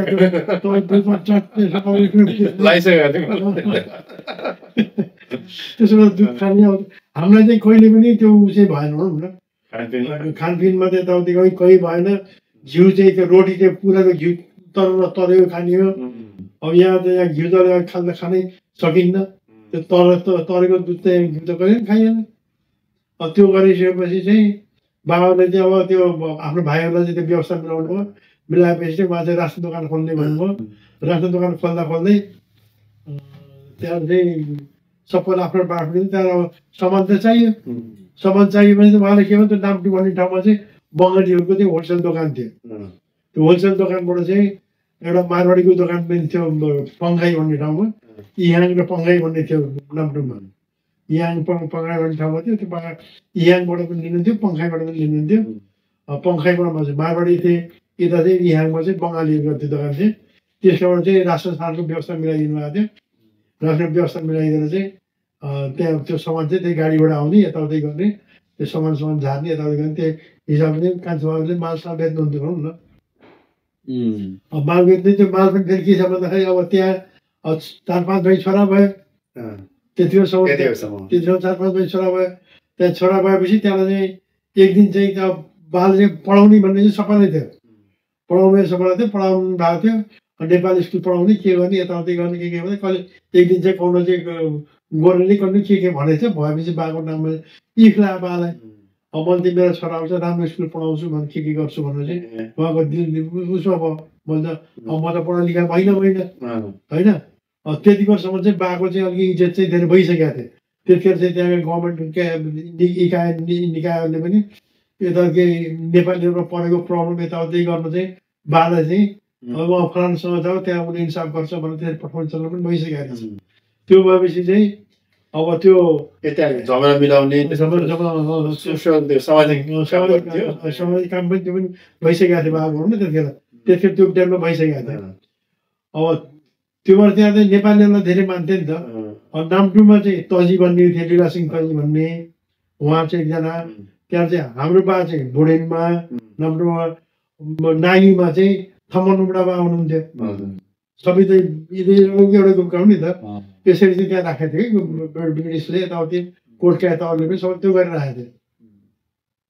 कसले के भनिदिएपछि उहाँलाई चाहिँ लगाइदिएपछि चाहिँ त्यो हाम्रो त्यो हस्पिटलको पनि थियो कि त्यहाँ, हस्पिटल पनि थियो बोर्डिङ भन्ने ठाउँमा। हस्पिटल त्यहाँ एक्सिडेन्ट भयो के भयो भने इलाज गर्ने चाहियो नि त। ब्रिटिसले कति उ गरेर राखेको कि त्यसमा चाहिँ डाक्टर शङ्कर भन्ने मद्रासी थियो। डाक्टर शङ्करसँग भएको चाहिँ राम्रो थियो। हस्पिटल तलपट्टि चाहिँ हाम्रो दोकान थियो। बोर्डिङमा लोकेसन त कस्तो राम्रो लोकेसन रहेछ। हस्पिटल तल दोकान, रासन पसल आफ्नो। अब दोकानबाट चाहिँ यसो हेरेपछि घर देखिन्थ्यो। आमाले यता गरे हाम्रो घर देखिन्थ्यो, हाम्रो घर देखिन्थ्यो। आमा यता गएको उता गएको, केटाकेटी त्यहाँ लडेको बुढेको, त्यहाँ कसले त्यो बारीमा खटेको यताउति सब देखिन्थ्यो हाम्रो त्यो दोकानबाट। पुरा सेन्टरमा रहेछ हाम्रो घर दोकान सबै, हस्पिटल त्यही हुने भनेको त होइन। त्यहाँ त्यो भएपछि चाहिँ त्यहाँ चाहिँ डाक्टर शङ्करलाई चाहिँ त्यहाँ कुरा भएछ बाको चाहिँ। बाबा चाहिँ एकदम राम्रो स्कुल पढाउनु पऱ्यो, यस्तो भयो उस्तो भयो, मलाई के भयो भने के भन्नुभयो भने भनेपछि तेरो छोराहरू चाहिँ पढाइ राम्रो छ, तेरो छोरा चाहिँ यहाँ पढाएर हुनु, तेरो छोरा चाहिँ म कुरा गर्छु त्यहाँदेखि पाइन्न भनेर। त्यतिखेर चाहिँ नाम्टुमा चाहिँ आवर लेडिज कन्भेन्ट स्कुल भन्ने थियो। त्यहाँ इटालियनहरू चाहिँ लाग्यो, उसले भनौँ कृष्ण हामी यसो गरेर पढाइयो त्यहाँ। त्यहाँ त्यो थियो। त्यहाँ डाक्टर शङ्करले चाहिँ त्यहाँ त्यो उसलाई त्यो माधवलाई त्यहाँ भनिदिएपछि त्यहाँ ठुल्दाजुको चाहिँ एडमिसन नाम्टुमा भयो। बा पनि दूरदर्शी। त्यहाँ त्यो लीलासिंहमा चाहिँ के भन्छ भने खनालनीलाई बिहा गर्नु आएको रहेछ लीलासिंह तजीले। खनालनीका चाहिँ त्यहाँ बाले गरेर चाहिँ त्यो त बहिनी हो भने चाहिँ टेको लाउनु भयो। अब त बुबु हुनु त्यहाँ ठुल्दाजुमा त्यही लागिनु। ठुल्दाजुका तजीको घर चाहिँ त्यहाँ तजी भन्नु दुई तल्ले घर चाहिँ त्यहाँ तल्लोपट्टि भाडा दिनुहुन्थ्यो, माथिपट्टि उहाँ राखेर भन्नुहुन्थ्यो। ल अब भरा आयो के भनेर उहाँले माया गर्नुभयो। अब ठुल्दाजु त्यहाँ चाहिँ कन्भेन्ट स्कुल पढ्न थाल्नुभयो। अब ठुल्दाजु राखेर चाहिँ अब माइले त उड्नुभयो, माइले पनि जानु पऱ्यो। अब माइला चाहिँ बाले ध्यान दिनु भएन। त्यहाँ माइलालाई के गर्नु भन्दाखेरि माइलालाई चाहिँ बाले चाहिँ त्यही ट्युसन पढाउनु भयो, घरमा भनौँ न बोर्डिङमै ट्युसन पढाउनु भयो। अब ट्युसन पढाउँदा दाजु त्यहाँ जानुभन्दा पहिला माइली दाजु, साइली दाजु, ठुल दाजु यो तिनैजना चाहिँ त्यहाँ ट्युसन पढ्थे र त्यहाँ बर्मा स्कुल थियो। त्यो बर्मा स्कुलमा जान्थे जान्थे। अब बाल चाहिँ के त्यो आफूलाई चाहिँ ऊ हेक्का लगाएपछि ठुल दाजुलाई चाहिँ पढ्न पठाएपछि चाहिँ अब हामी चाहिँ कन्भेन्टमा चाहिँ कसरी चाहिँ हाम्रो चाहिँ ऊ भयो भन्ने कुरा चाहिँ त्यसरी आउँछ। अब यहाँ एउटा अङ्ग्रेजको उसले चाहिँ इफ लाग्यो हजुरबालाई त्यसै गर्नुभएको मेरो छोराहरूलाई यिनीहरू जस्तै गरी पढाउँछु उसमा भनेर चाहिँ कन्भेन्ट स्कुलमा हाल्ने त्यो व्यवस्था। हाम्रो घरमा एउटा फोटो छ बाबाहरूको सबैको एउटा ब्ल्याक एन्ड व्हाइट फोटो छ। अनि चाहिँ यता हाम्रो बुवातिर गइयो, बुवाहरूको पनि 5 भाइका चाहिँ 6 भाइका आफ्नो आफ्नो हिस्ट्रीहरू छन्। ठुल्दा त जानुभयो उसमा पढ्नलाई भने जानुभयो। अब मान्छेहरू चाहिँ यही बस्नुभयो। त्यस दौरान के छ भन्दाखेरि अब बाको चाहिँ अब बाकै हिस्ट्री भइरहेको छ अहिले। अब बा चाहिँ अब त्यो पढाइ चाहिँ फेरि निकाल्नु अहिले। अब त्यसपछि के भन्दा बाको चाहिँ अब त्यहाँ अब नोकरी त गर्न छोड्नुभयो, रासन दोकान खोल्नुभयो, यताउति गर्नुभयो। अब त्यसलाई के गर्नु, अब त्यहाँ के भन्दाखेरि जति नेपालबाट गएका छन् तिनलाई चाहिँ त्यहाँ रासन दिन थाल्नुभयो। रासन दिन थालेपछि त्यहाँ स्याङले भनौँ न, त्यहाँको गभर्मेन्टले चाहिँ लोकल गभर्मेन्टले चाहिँ त्यहाँ जुवा खेलाउने गर्थ्यो। महिना दिनमा या 2 महिनामा जुवा खेलाउने चाहिँ उनीहरूले आफ्नै गभर्मेन्टले गर्थ्यो। त्यसको चाहिँ ठेक्का लिन्छु भन्ने उहाँको मनमा आयो, बाको नाम मनमा ठेक्का लिन्छु भन्ने आएपछि त्यहाँ चाहिँ त्यो ठेक्का लिने काम चाहिँ पनि उहाँले चाहिँ लिनुभयो। ठेक्का लिने भन्दाखेरि के भन्दाखेरि त्यहाँ चाहिँ अब त्यो ठेक्का लिने भन्ने त्यो पनि आयो। त्योभन्दा पहिला उहाँले के गर्नु भन्दाखेरि त्यहाँ धनपति पण्डित भन्ने थिए। धनपति पण्डित मन्दिर पनि छ। मन्दिरमा पनि बाबाले बनाउनु भएको नेपाली मन्दिर ठाकुरबाडी भन्ने पहाडमा छ। त्यहाँ ठाकुरबाडी त्यहाँ त्यो पण्डित त्यहाँ धनपति पण्डितहरूमा गियावली हुनुहुन्थ्यो। उहाँहरूले चाहिँ त्यहाँ उहाँलाई चाहिँ त्यहाँ पण्डितै राखेर त्यहाँ चाहिँ सबै नेपालीहरू सब पैसा उठाएर त्यहाँ मन्दिर बनाए। मन्दिर बनाए। त्यहाँ कृष्ण मन्दिर चाहिँ जहाँसम्म लाग्छ बालेले बनाएको जस्तो मलाई लाग्छ। कृष्ण भगवान्को मूर्ति थियो। त्यो मूर्ति चाहिँ त्यहाँ लगाएर त्यो ठाकुरबाडीमा चाहिँ त्यहाँ मनवीर के भन्ने सरहरू हुनुहुन्थ्यो। उहाँहरूले चाहिँ त्यहाँ प्राइभेट पढाउनुहुन्थ्यो। त्यो प्राइभेट पढाउने ठाउँमा चाहिँ यहाँ दाजुहरू चाहिँ गएर अलि दिन बसेर पढ्नु भएको। मैले धेरै गएर पढिरहनु भयो। ठुलो त्यहाँ पढ्यो, त्यहाँबाट चाहिँ बल्ल कन्भेन्टतिर जानुभएको भनौँ न। त्यो भएपछि त्यहाँ त्यो पढ्ने गर्दाखेरि चाहिँ बाबाले चाहिँ त्यहाँ त्यो सञ्चालन पनि गर्नुभयो। त्यसको अलावा गर्दा गर्दै यहाँ नाम्टुमा बोर्डिङमा चाहिँ उहाँले त्यो उसको जुवाको ठेक्का पनि पाउनुभयो। जुवाको ठेक्का पाउँदाखेरि चाहिँ सरसन्तानले चाहिँ त्यहाँ अब त्यो 36 जनवरी भन्ने हुन्थ्यो। 36 जनवरीको चाहिँ डब्बामा राखेर चाहिँ बन्द गरेर चाहिँ खेल्ने चलन थियो। 1 रुपियाँको 27 रुपियाँ पाइन्थ्यो। 27 रुपियाँ 27 रुपियाँ 1 रुपियाँ 27 रुपियाँ। अब त्यो 36वटा जनामा चाहिँ के हुन्थ्यो, उहाँले बिहानी एउटा डब्बामा चाहिँ एउटा जनमा आफै एक्लै हाल्नुहुन्थ्यो। पहिलो बेलासम्म हाल्यो। त्यहाँ चाहिँ त्यहाँ ताला लगायो। एल्युमिनियमको सानो डब्बा हुन्थ्यो। डब्बामा चाहिँ टक्क ताला लगायो। ताला लगायो त्यहाँ रस्सी रातो कपडाले बेर्यो। रातो कपडाले बेरेर त्यहाँ सबैलाई देखाएर बाँसको डन्डा हुन्थ्यो। बाँसको डन्डीमा चाहिँ त्यो ऊ लगाएर हुक लगाएर त्यो रस्सीले त्यहाँ तानेर चाहिँ त्यसलाई माथि झुन्डाइदिने। त्यो चाहिँ अब कसैले छुन पाउन्न भनेर सबैको अगाडि देखाइदिनु भयो। त्यो ट्रान्सपेरेन्ट बन्द ठ्याक्क त्यो गर्दा माथि खडा हुन्थ्यो। त्यसको अलावा अरू जुवा खाल पनि हुन्थे। अरू जुवा खालमा कोही कौडी थिए। ठेक्का लिनु पर्थ्यो। त्यो अब त्यो के भन्नु पर्यो, अब यो जमानाको एउटा सानो क्यासिनो टाइपको भयो।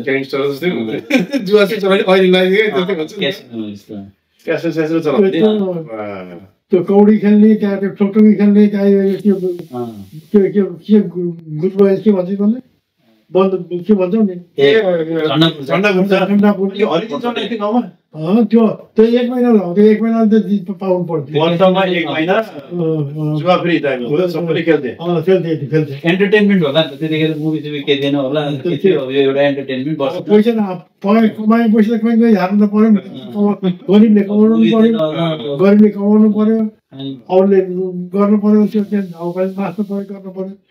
त्यो चलन थियो। त्यो चलन भएपछि चाहिँ त्यहाँ त्यो जुवा बाली खेलाउनुहुन्थ्यो। त्यहाँ त्यो बसेको त्यो टाइम थियो। बिहान 9 बजे त्यहाँ चढाउने, राति 9 बजे त्यसलाई झार्ने, 9-10 बजे। त्यहाँ त्यो चढाउँदाखेरि घन्टी बजाएर सबैलाई घेरेर पारेर बोलाएर गाउँले त्यहाँ सब बोलाएर त्यो चढ्यो। अब चाहिँ खुल्ने बेला आयो, त्यहाँ घन्टी बज्थ्यो। टन टन टन टन टन टन टन टन टन टन घन्टी भएपछि ए ल खोल्ने बेला भएपछि जजले हाले नि अब सबै आए आएपछि ठक्क त्यहाँबाट बसेको थिएँ पछाडि त्यहाँ चाहिँ सबैको ठाउँमा त्यो खोलेपछि ए फलानु भनेपछि ल पाएका त 1/27 पाएँ ल पाएका त गएँ टाउकोमा हात लगाएँ कति टाउकोमा हात लाउँथेँ हात लाउँदाखेरि अब त्यसमा कुत्ता हुन्थ्यो पुतली हुन्थ्यो हरिण हुन्थ्यो त्यसपछि चाहिँ के अरे यो मुसा गाई उड्ने कौवा यताउति हुन्थ्यो अब कोही चाहिँ टाट पल्टिन्थ्यो टाट पल्टेपछि चाहिँ त्यो खेलेर टाट पल्टिन्थ्यो मान्छे टाट पल्टिन्थ्यो त्यसपछि त्यहाँ त चिया चिया खाने साने सब त्यहाँ ठाउँ छ नि त अब बा अब त्यो हालिसकेपछि चाहिँ अब त्यो जानुहुन्थ्यो चिया चिया खाना यता खाना जाँदा त्यो टाट पल्टेर होइन बाजे हामी त टाटै पल्ट्यौँ यताउति त्यस्तै खेल्नु आउँछ तिमीलाई त्यस्तै त खेल्नै हुन्न तिमीलाई त होइन केही न केही त भनिदिनु पऱ्यो भने अब काले मान्छेको ठाउँमा आएर तिमीले त्यो भन्नु हुन्छ काले मान्छेले त्यस्तो गर्दा हुँदै भएन तिमीले काले मान्छेसँग बचेर गर्नुपर्छ अब भनेर निस्किदिनु भयो अब त्यो ठाउँमा त काले त एउटै छ कौवा जनावरमा कालो कौवा कौवा हिँड दिइराख्नु हिँडिदिन्थ्यो बेला बेला पल्टेकाहरूलाई चाहिँ अलिकति सफ्ट गर्न भेन्ट दिएर चाहिँ दिनुहुन्थ्यो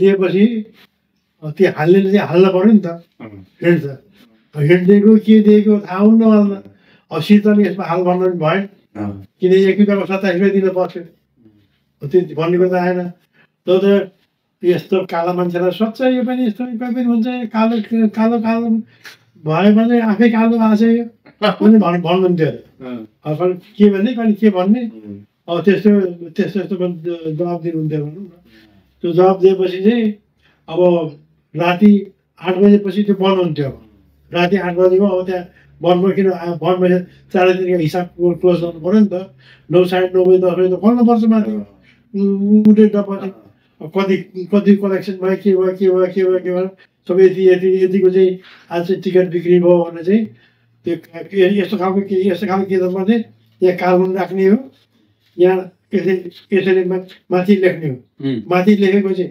अर्कोलाई दिने हो त्यो चाहिँ आफै राख्ने हो त्यो अर्काले डुप्लिकेट गर्नु सक्छ नि त त्यो नम्बरको सकी छैन यहाँ नम्बर भेडाएर त्यहाँ बोल्नु चाहिँ त्यहाँ यो ठिक छ भने त्यहाँ बोल्नु पैसा दिने सिस्टम त सिस्टमै गरेको थियो त्यतिखेर पनि त्यस्तै चाहिँ दिने हो त्यहाँ चाहिँ के भएछ भन्दा एकचोटि अब बाजे अब त्यो झरो के अरे अब त्यो धराउन गयो धराउन गएको त्यहाँ चाहिँ अर्को दिन भेटिएछ के भयो केटा पाइस पैसा हिजो भने त कहाँ भन्नु भनेर त जस्तो बेकुबमा चाहिँ त टाउकै नभएको 4 चोटि त मैले कालो कालो भने तँलाई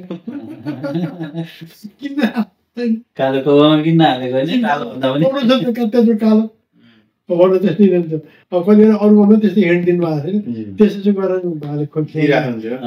दिलाउनुहुन्थ्यो अब उता त के भन्दा उतापट्टि अब फेरि पाउने चाहिँ बाल त वर्षौटै हो घर पनि हेर्नु पऱ्यो घर हेर्न को हुन्थ्यो पल्ला गरी घनश्याम हुन्थ्यो पल्ला गरी घनश्याम हाम्रो के अरे जेठको हजुरबा जिजु हजुरबाको चाहिँ सन्तानबाट चाहिँ घनश्याम भन्ने हुन्थ्यो न घनश्याम भन्ने चाहिँ कहाँ पल्ला गरी घनश्याम हुन्थ्यो अब हामीलाई हुर्काएको सबै उहाँले नै हो किनभने रासन दोकानमा बस्ने अब पाउने बेलामा चाहिँ अब कोही बाजा कहिले कौडा लिएर हुन्थ्यो कहिले कहाँ हुन्थ्यो कहिले कता त्यस्तो थियो नि त फेरि बाजा एउटा सोसियल वर्कर पनि हो किन भन्दा सोसियल वर्करमा यता जानु पर्थ्यो भन्दाखेरि अब त्यहाँ पाउने बेला भयो भने चाहिँ भाउजूले लिएर हस्पिटल पुऱ्याउने त्यहाँ चाहिँ पाएपछि चाहिँ दोकान पनि यहाँ हेर्ने त्यहाँ गर्थ्यो के अरे खानासाना पकाउने यताउति गर्ने त्यो पनि गर्नुहुन्थ्यो पल्ला गरी कान्छ पल्ला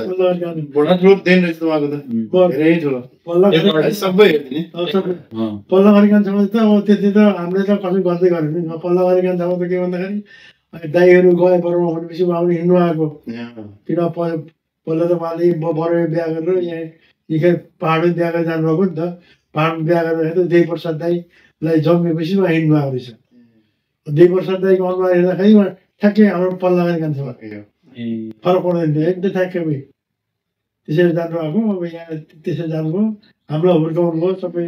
जे हामी फर्किँदाखेरि पनि हामी सँगसँगै फर्किनु भएको। यतापट्टि बसेपछि बाबाहरू चाहिँ नानीबाट फर्केपछि चाहिँ अब त्यहाँ चाहिँ त्यो घर थियो। त्यो घरमा चाहिँ कसका कपडा कसले लाउँछ थाहै थिएन। अब स्कुल जान पर्थ्यो नि त, एउटा कपडा कमै धोएर राखेको छ, हाम्रो मैलो छ, जसको धोएको छ जुन सफा छ त्यो कसको पनि थाहा छैन, कुन लुगा कसको थाहा छैन। बच्चा जुन सफा थियो त्यो लगायो नि, त्यो लगायो हेर्ने त्यस्तै थियो। अब त्यतिखेर 16 जना बच्चा चाहिँ होइन। अब अहिलेको हाम्रो कुरा हुन्छ नि, अब यहाँ त त्यत्रो ठुल्ठुलो परिवार त देखिनु छोडे नि, हुन्छन् कतै बिरला भेटिन्छन्। तर सबभन्दा ठुलो प्रश्न नै त्यही आउँछ कि, जस्तै मेरो साथीभाइहरूले तिम्रो साथीभाइहरूले त्यही भन्छन् होला, तिम्रो बाबुहरू फुपूहरू 16 जना कसरी हुर्काउनु बोलायो हजुरबा हजुरआमाले भन्नुहुन्छ कि। एउटै आमा 2टा आमा त्यसो सोध्छ।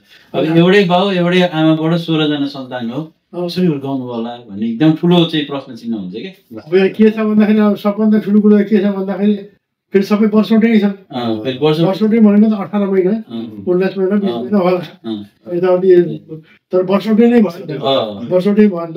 अब के भन्दैन आमाले चाहिँ अब 2-3 महिनासम्म त 21 दिनलाई चाहिँ कान्छाले गरिदिनु हो, चौका पस्नु हुँदैन थियो। कान्छा पल्ला गरी कान्छा ल्याएर कान्छा पकाउने त 21 दिनपछि चाहिँ खाना बनाउनु जाने आमा, खाना बनाउनु जाने 21 दिनसम्म पल्ला गरी कान्छाले अब गर्नुहुन्थ्यो। अब त्यहाँबाट के भन्थ्यो, एउटा चाहिँ 1 वर्षमा आयो 1.5 वर्षमा आएन ऊ उता रहेछ, एउटा चाहिँ काखा बोकेर चाहिँ आमाले चाहिँ खाना पकाउनुहुन्थ्यो। त्यो पछि 21 दिनपछि 21 दिन 22 दिनपछि त सोखिनु पऱ्यो नि त, हाम्रो चलन त्यो न छ। होइन अब जस्तै यो परिवारको परवरिश र रेखदेख गर्ने भनेको त धेरै कुरा हुन्छ नि। जस्तै एउटा त अब आर्थिकै कुरा भयो, होइन अर्को चाहिँ एउटा घर पनि ठुलो चाहियो, त्यत्र 16 जना बच्चा बच्ची होइन। त्यहाँ हाम्रो चाहिँ त्यो 2टा कोठाको चाहिँ ऊ थियो, घर थियो 2टा कोठा।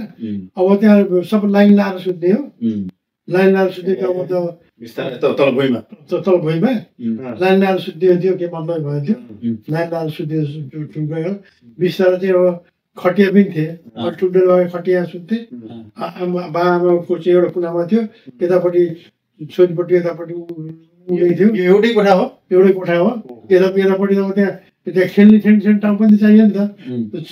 चौका चाहिँ अलगै थियो, चौका चाहिँ बाहिर गरिन्थ्यो। राति चाहिँ सबै कोठा बेडरुम हुन्थ्यो होला, बिहान त्यस्तो त्यहाँ चलन थियो। त्यो बत्ती चाहिँ बत्ती हुन्थ्यो, बत्ती जान्थ्यो नि त। त्यो कार्बेटवाला बत्ती पाइन्थ्यो, होइन कार्बेटवाला बत्ती, कार्बाइड हुन्थ्यो ढुङ्गा। ढुङ्गा त्यहाँ हाल्यो, तलपट्टि यसो डब्बा हुन्थ्यो, त्यहाँ ढुङ्गा हाल्यो, त्यहाँ फेरि त्यसलाई उयो टाइट गर्यो, स्क्रु टाइपको हुन्थ्यो। स्क्रु टाइप हुँदै त्यसको अगाडिपट्टि तिखो निस्किएको हुन्थ्यो। त्यहाँ चाहिँ अलिकति पानी हालेर ग्यास निस्किन्थ्यो। त्यो ग्यासलाई त्यहाँ चाहिँ तिखोबाट ग्यास निस्क्यो, चट्ट बत्ती बाल्दै त्यो बत्ती निस्किन्थ्यो। कार्बेट बत्ती भन्थ्यो ग्यासवाला। अब यहाँ टुकी भनेको थियो, मट्टी तेल त्यो पनि थियो। त्यो कार्बेटवाला पनि थियो, किनकि कार्बेट त्यहाँ पाउँथ्यो बराबर के त्यो खनिज भएको ठाउँमा त्यस्तै पनि पाइन्थ्यो। अब किन त्यो भित्र जाँदाखेरि बत्ती भयो भने त्यो कार्बेटवाला पनि लिएर हिँड्थ्यो कि, कहिले बत्ती सर्ट हुन्थ्यो के हुन्थ्यो, ऊ त मान्छेले भित्र अँध्यारोमा काम गर्नु पऱ्यो नि त। त्यो कार्बेटवाला बत्ती पनि सबैको टाउकामा हुन्थ्यो, टोपी लगाएर हेलमेटवाला हुन्थ्यो, हेलमेटमा चाहिँ हुक हुन्थ्यो, त्यसमा ट्याकेट त्यो लाउने त्यस्तो सबै हुन्छ नि त। हिँडेको बिजुली बालेर त्यहाँ मिल्दो रहेछ।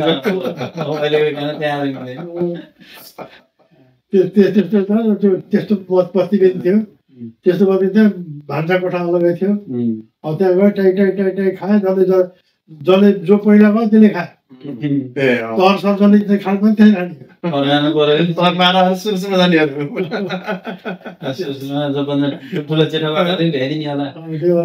त्यो थियो क्या, त्यो हामी चाहिँ खेल्न साथी खोज्न चाहिने, खेल्न साथी चाहिन्थ्यो हामी त्यहीँ थियो।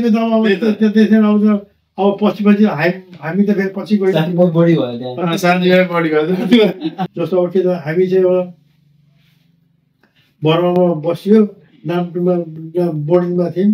बोर्डिङबाट चाहिँ बाजेले पढाउनु पर्छ भनेपछि चाहिँ सबभन्दा पहिला त्यही डाक्टर शङ्करलाई भनेर चाहिँ ठुल्दाजुलाई चाहिँ त्यहाँ आवर लेडिज कन्भेन्ट स्कुलमा राखिदिनु हो। त्यो राखेपछि ठुल्दाजुको पढाइ यति राम्रो भयो, ठुल्दाजुको पढाइ यति राम्रो भएपछि त्यहाँबाट चाहिँ अब बाहिर जानु भएन। साइन् दाजुको जहिले पनि पेट दुख्या हुन्थ्यो स्कुल जान पर्दाखेरि। लगभग मेरो जस्तै रहेछ। साइन् बाबाको चाहिँ स्कुल जाने इच्छा नभएर पेट दुख्यो भन्ने। पेट दुख्यो साइन् दाजुमा त्यहाँ साइन् दाजुमा नाम्टोमा लगेको, नाम्टो लगेपछि चाहिँ साइन् दाजु चाहिँ धेरै स्कुल जानु भएन, त्यही नेपाली स्कुल कति जानुभएको थियो साइन् दाजु चाहिँ। अब त्यहाँ चाहिँ काइन्द दाजुमा अब फेरि नाम्टो जग्गा पढ्नु पऱ्यो भन्दाखेरि काइन्दलाई चाहिँ our ladies school convent school जाँदाखेरि चाहिँ ठुल्दाजुको रिकर्डले गर्दाखेरि कसैको सिफारिसै चाहिएन काइन्दलाई। काइन्दलाई चाहिँ यति राम्रो इङ्ग्लिस ठुल्दाजुको, यति राम्रो इङ्ग्लिस, यति राम्रो पढ्ने, टपको टप आउनु ठुल्दाजु। त्यस्तो मान्छे त्यस्तो मान्छे उहाँको रेफरेन्समा भाइ अन्त you're top Prasad brother yes admitted. अब शशिधर नामलाई चाहिँ उहाँले चाहिँ इङ्ग्लिस नाम हाल्दै डेभिड भन्नु। काइन्दको नाम डेभिड हो नि, डेभिड थियो। पछि चाहिँ शशिधर नेपाली गराउँथ्यो उहाँ, पछि मलाई शशिधर नेपाली गराउनु भयो। उहाँ चाहिँ सेकेन्ड आएको रिकर्डै छैन काइन्दले, सेकेन्ड आएको रिकर्ड छैन। काइन्दले त्यहाँ भएपछि त्यहाँबाट फेरि म, देवी, विष्णु, केशव, कृष्ण पाँचैजना चाहिँ फेरि त्यहाँ आउट लेडिज कन्भेन्टमा भर्ना। दुईजना दाजुभाइ, दुई चाहिँ टप, अनि उहाँहरूको रेफरेन्स सबैजना अरू पनि आउनुभयो होला है स्कुलमा। त्यसै कारण त्यहाँ पढ्यो। प्रिपरेसन रहेछ है। त्यही भएर अब त्यहाँ फेरि खान्छ म 7 क्लाससम्म मात्रै थियो। 7 क्लाससम्म त्यहाँ म पनि पढ्दै गएँ, विष्णु पनि त्यहीँ पढ्यो।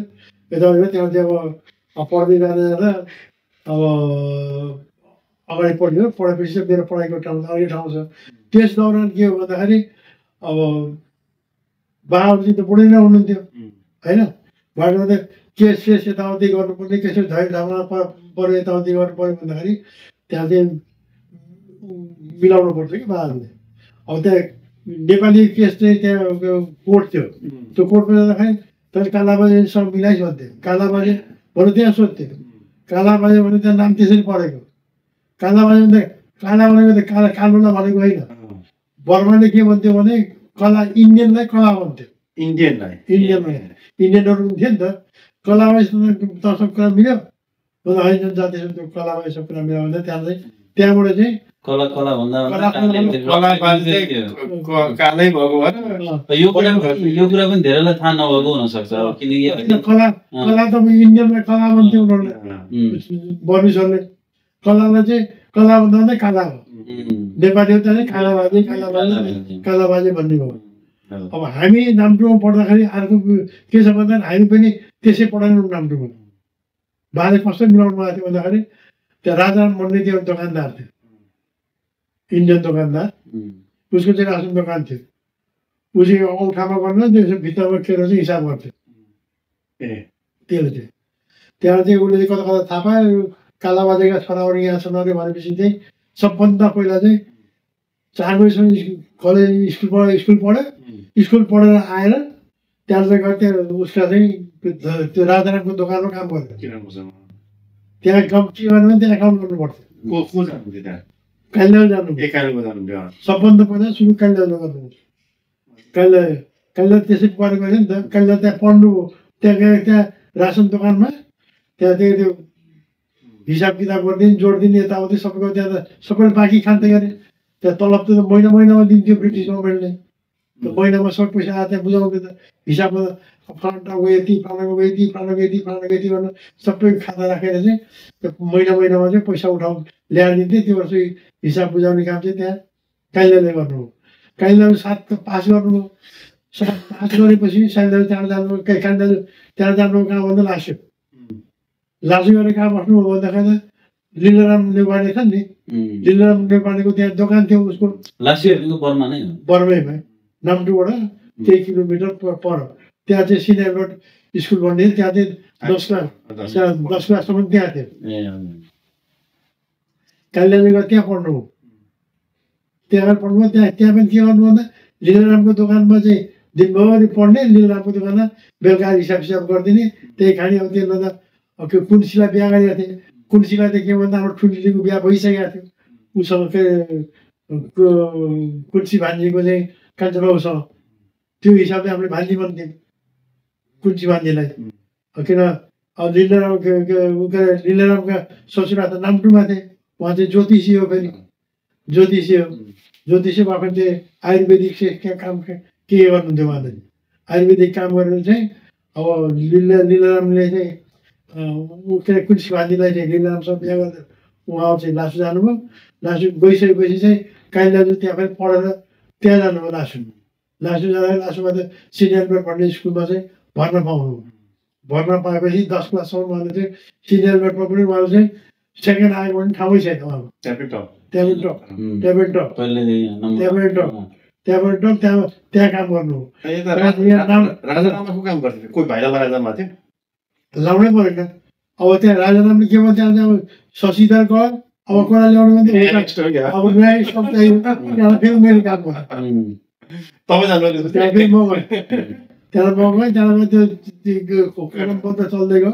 त्यहाँ त्यो चाहिँ त्यहाँबाट चाहिँ म पनि त्यहाँ 7 क्लास पास भएँ। त्यहाँबाट म पनि त्यहाँ निस्केर चाहिँ म फेरि कहाँ गएँ भन्दाखेरि मेमे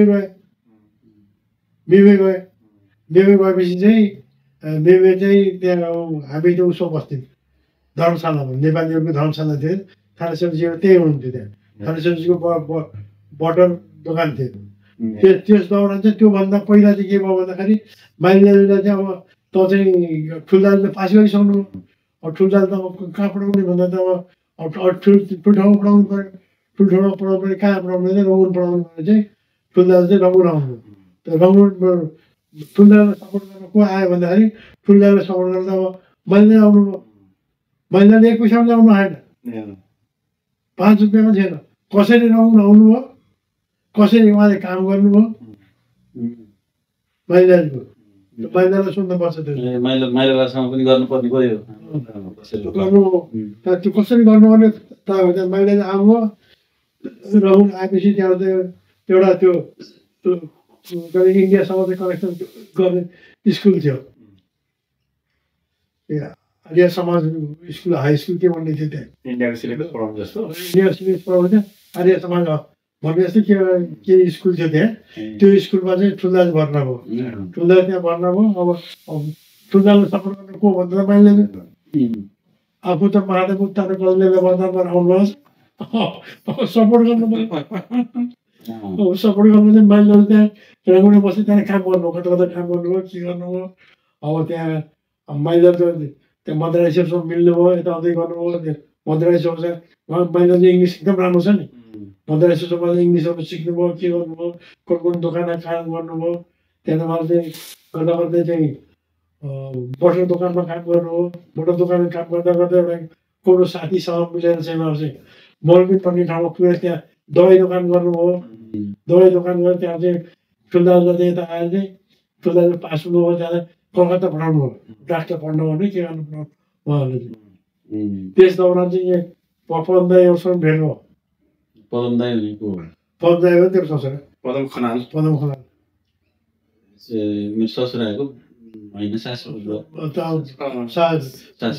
हजुर हजुर विनिताको हजुर हजुर के भनौँ।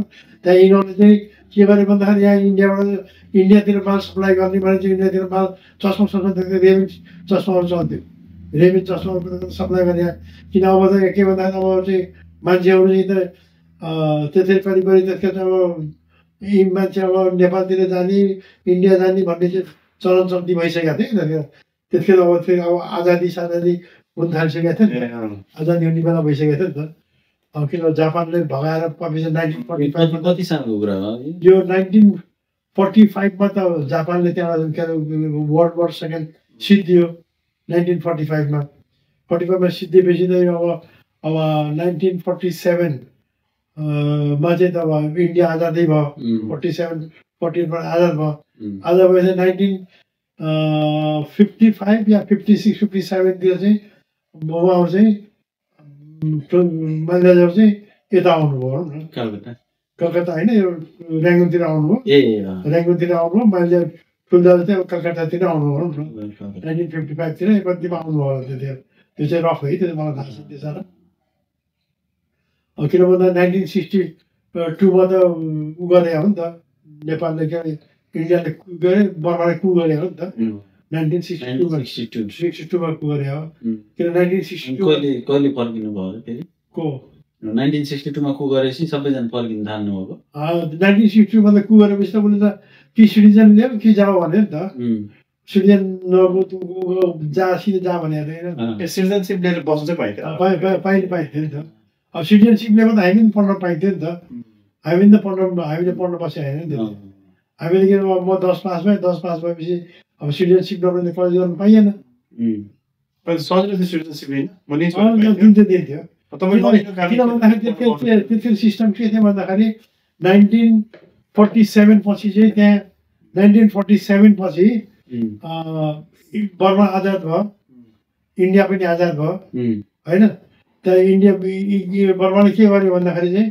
1947 पछि एफआरसीडी भन्ने चाहिँ चलन भयो 47 पछि 47 पछि एफआरसी लिएर बस्नु पर्यो त्यहाँ फरेन रेजिस्ट्रेसन सर्टिफिकेट यहाँको पिआर भने जस्तै त्यसलाई के थियो भने प्रत्येक वर्ष चाहिँ त्यहाँ चाहिँ रिन्यू गर्नु पर्थ्यो 50 रुपियाँ दिएर 50 रुपियाँ दिएर रिन्यू गर्न पर्छ 47 या 48 मा कतिमा रफली थियो एफआरसीआर दिएर त्यहाँ सबैजना बसे त्यहाँदेखि त्यहाँ के भन्दा एफआरसीआर दिएर चाहिँ एफआरसी लिएर चाहिँ मान्छे बसिरहेपछि त्यहाँ के भन्दाखेरि 1962मा जब कु गरेपछि उसले के भन्दा याद तिम्रो चाहिँ सिटिजन लिएर बस या तिम्रो जाऊ भन्थ्यो एफआरसीमा चाहिँ उसले के गर्नु भन्दाखेरि अब चाहिँ 50 रुपियाँ दिएर पनि रिन्यू गर्ने चाहिँ चलाउनु चाहिँ करिब मान्यता दिएन दिएको थियो अहिले चाहिँ कडा गर्नु थाल्यो अनि बस्दै नबस् भने त भनेको थिएन अब त्यो भन्दा एफआरसीले भएका मान्छेले चाहिँ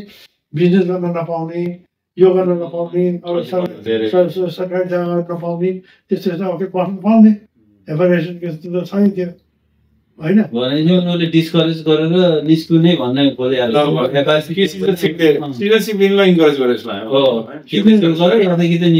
जस्तो सिटिजनसिप लिनलाई आउने गरेको किन हामी आउँदा मलाई थाहा छ किन हामी 1960 आउँदाखेरि त्यो बर्मिसोरले चाहिँ त्यहाँ गरे नि त एयरपोर्टमा आउँदाखेरि चाहिँ हामीले त नेपालले त भनेको होइन त्यो इन्डियनले चाहिँ हामीलाई धेरै दुःख दिएर चाहिँ इन्डियनलाई भनेको ब्रिटिसले मलाई भन्यो जायज गरेको होइन कि त्यो नेपाललाई किन्न खोजेको होइन तिमीलाई गरेको होइन तिमीले गोर्खा रेजिमेन्टै छ नि त भन्नु अझै फेरि किन सेकेन्ड वर्ल्ड वारमा त जापानमा यताउति गर्दा त गोर्खा रेजिमेन्टले नै बचाएको नि त उसलाई त बर्मालाई त लडेको छ लडेको छ नि त अझै पनि त्यहाँ गोर्खा रेजिमेन्ट चाहिँ छ उसमा चौबे भन्ने ठाउँमा गोर्खा रेजिमेन्ट त्यहाँ ठुलो छ अझै गोर्खा रेजिमेन्ट अझै पनि धेरै ठुलो छ त्यही छ त्यहाँ अझै 4-5 लाख जसम्म नेपालीहरू मोटामोटी हेर्दाखेरि हजुर नेपाल छोडेर बर्मा जाँदाखेरि 1914 देखि 1990 भन्नुभयो होइन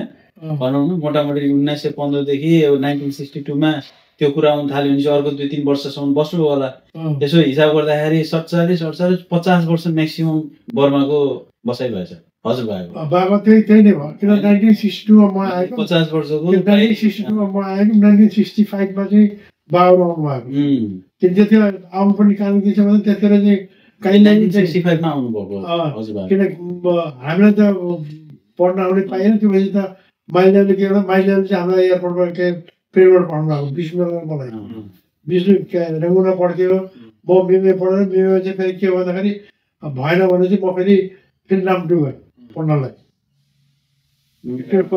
पैसाको केही प्रब्लम भयो पैसा पठाउने किनकि विष्णु रेङ्गुना पढ्ने म बिमेमा पढ्ने पैसा बितेर माइलीलाई दिन अप्ठ्यारो भयो किन बाजेले पैसा पठाउनु दिँदैन त्यो भएपछि के भयो म चाहिँ फेरि पढ्न गएर म नाम्टु गएँ नाम्टु चाहिँ एसएलसी मैले चाहिँ नाम्टु गभर्मेन्ट स्कुलबाट गरेको बर्मा स्कुलबाट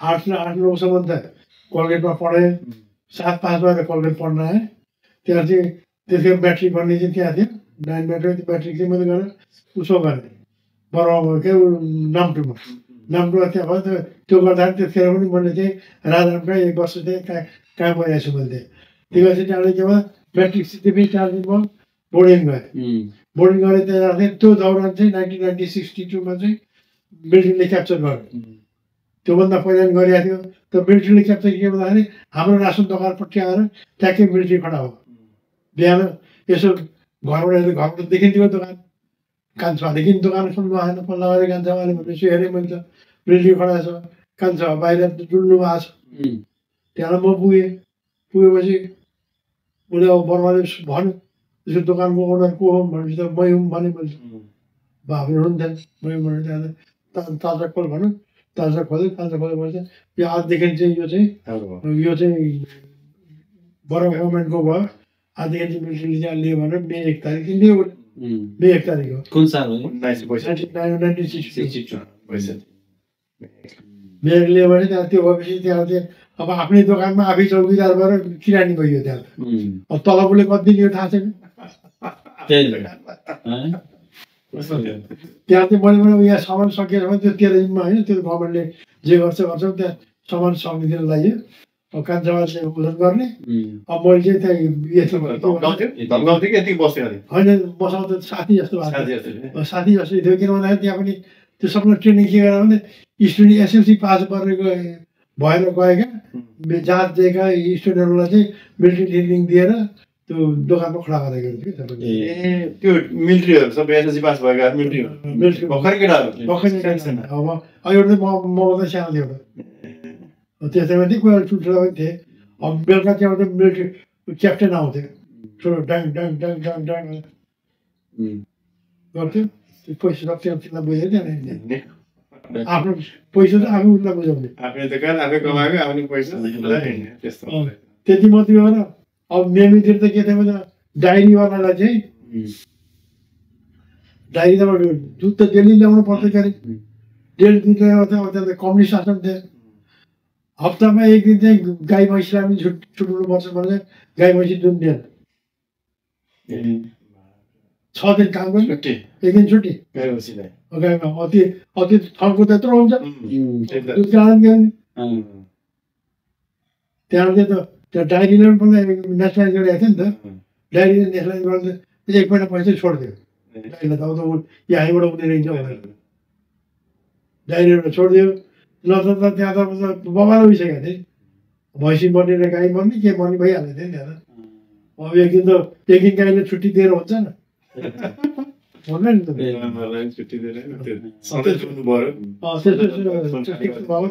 त्यस्तै चाहिँ हामी चाहिँ माइनरले त्यसरी चाहिँ ठुल्दालाई चाहिँ कलकत्ता पहिला पठाउनु भयो पहिला पठाएपछि हामी चाहिँ नेसनलाइज भएपछि विष्णुमा चाहिँ फेरि फ्लाइटमा कलकत्ता आइयो कलकत्ता आउँदा कति दिएको पैसा भन्नु 20 रुपियाँ हामीलाई के पैसा हो यो बर्मिज पैसा हो आइसी त्यस्तो त बराबर थियो आइसी अब त्यही कलकत्ताको लागि मलाई एउटा चाहिँ अब यो आजको लागि जाँदा चाहिँ मलाई के क्यालकुलेट गर्नु मन लाग्यो भन्दाखेरि भनेपछि हाम्रो नम्बर अफ कतिजना भइसकेको रहेछ भनेर मलाई यतिकै बाबुले भन्नुभयो नि जस्तै अब हाम्रो हजुरबा 16 जना होइन अब प्लस अब त्यसपछि जेठोबाको कति भन्नुभयो हाम्रो परशुराम जेठोबाहरू सबै गरेर कतिजना छोराहरू तपाईँको जेठो बाको जेठाबाका 5 भाइ अनि कतिजना छोरी 2-3 जना छोरी भन्नु दुईटा छोरी भनेपछि 7 भनौँ न अनि त्यसपछि जेठा माइला साइलाको थाहा भएन काइलाको चाहिँ काइलाको चाहिँ 3 महिना 3 बहिनी 4 अनि त्यसपछि राइलाको त भयो 3 जना भयो 2 5 जना होइन अनि त्यसपछि कान्छाको 7 + 4 हुनु 7 + 4 11 जना होइन उहाँहरू टोटल गर्दाखेरि 43 जना कजिन्सहरू मात्र हुनुभयो उहाँहरूको पार्टनरहरू पनि अरू टाइम्स उहाँहरूको कजिन्स इन्क्लुडिङ आफू सबैजना गर्दा 43 जना अब उहाँहरूको आफ्नो पार्टनर अब आफ्नो दुलाले पनि गर्नु पर्यो भन्दाखेरि हाम्रो बाबुहरू मात्रै 86 जना भए त्यसपछि अब यो 86 जना दम्पतिको त भनौँ न 43 याद गर है 46 अब 43 जनाको एभरेजमा भन्नु कतिजना बच्चा होला अब जस्तै बाबाको 4 जना हामी छौँ 3 जना छौँ भने जस्तो एभरेज गर्दाखेरि अब कसैको 1 जना हुनुहुन्छ 2 जना हुनुहुन्छ गर्दा 3 जस्तो गरौँ 3 जना भने चाहिँ हामी मात्र कजिन्स 130 हामी मात्रै हाम्रो लेभलमा। अब प्लस बाबाहरूमा कति निस्केको थियो 86 निस्केको थियो। 215 त हाम्रो लेभलमा गएर सक्यो होइन। अब हाम्रो पनि फेरि बुढीहरू जोड्नु पर्यो होइन। अब 129 टाइम्स 2 गर्दाखेरि 258 त हाम्रो लेभलका बुढाबुढी गर्दा भयो होइन। प्लस 86 जिजुबाबुदेखिको लिएर हिसाब भइसक्यो नि होइन हजुरबाको हाम्रो हजुरबा तपाईँको बाबाहरूदेखि भनेपछि 350 त हामीसम्म आउँदाखेरिको दम्पतिहरूको मात्र हिसाब आयो हजुरबाहरूदेखि हाम्रो। अब त्यसपछि अब हाम्रा छोरछोरीको पनि जोड्दाखेरि त यो त मैले इजिली 4.5 देखि 500 को हिसाब देखेँ। 500 जना खनालहरू 5 जना हजुरबाबुबाट चाहिँ रत्नेश्वर बुवाको 5 जना भएछौँ हामी। अब यो तथ्याङ्क एउटा मोटामोटी निस्क्यो अहिले। आजलाई चाहिँ कलकत्तासम्म पुग्दाखेरि बन्द गरौँ, अर्कोमा चाहिँ कलकत्ता र नेपाललाई चाहिँ विस्तृत रूपमा फेरि लिएर आउनुपर्छ, सबैले मद्दत गर्नुपर्छ है त। थ्याङ्क यू सबैजनालाई। Thank you.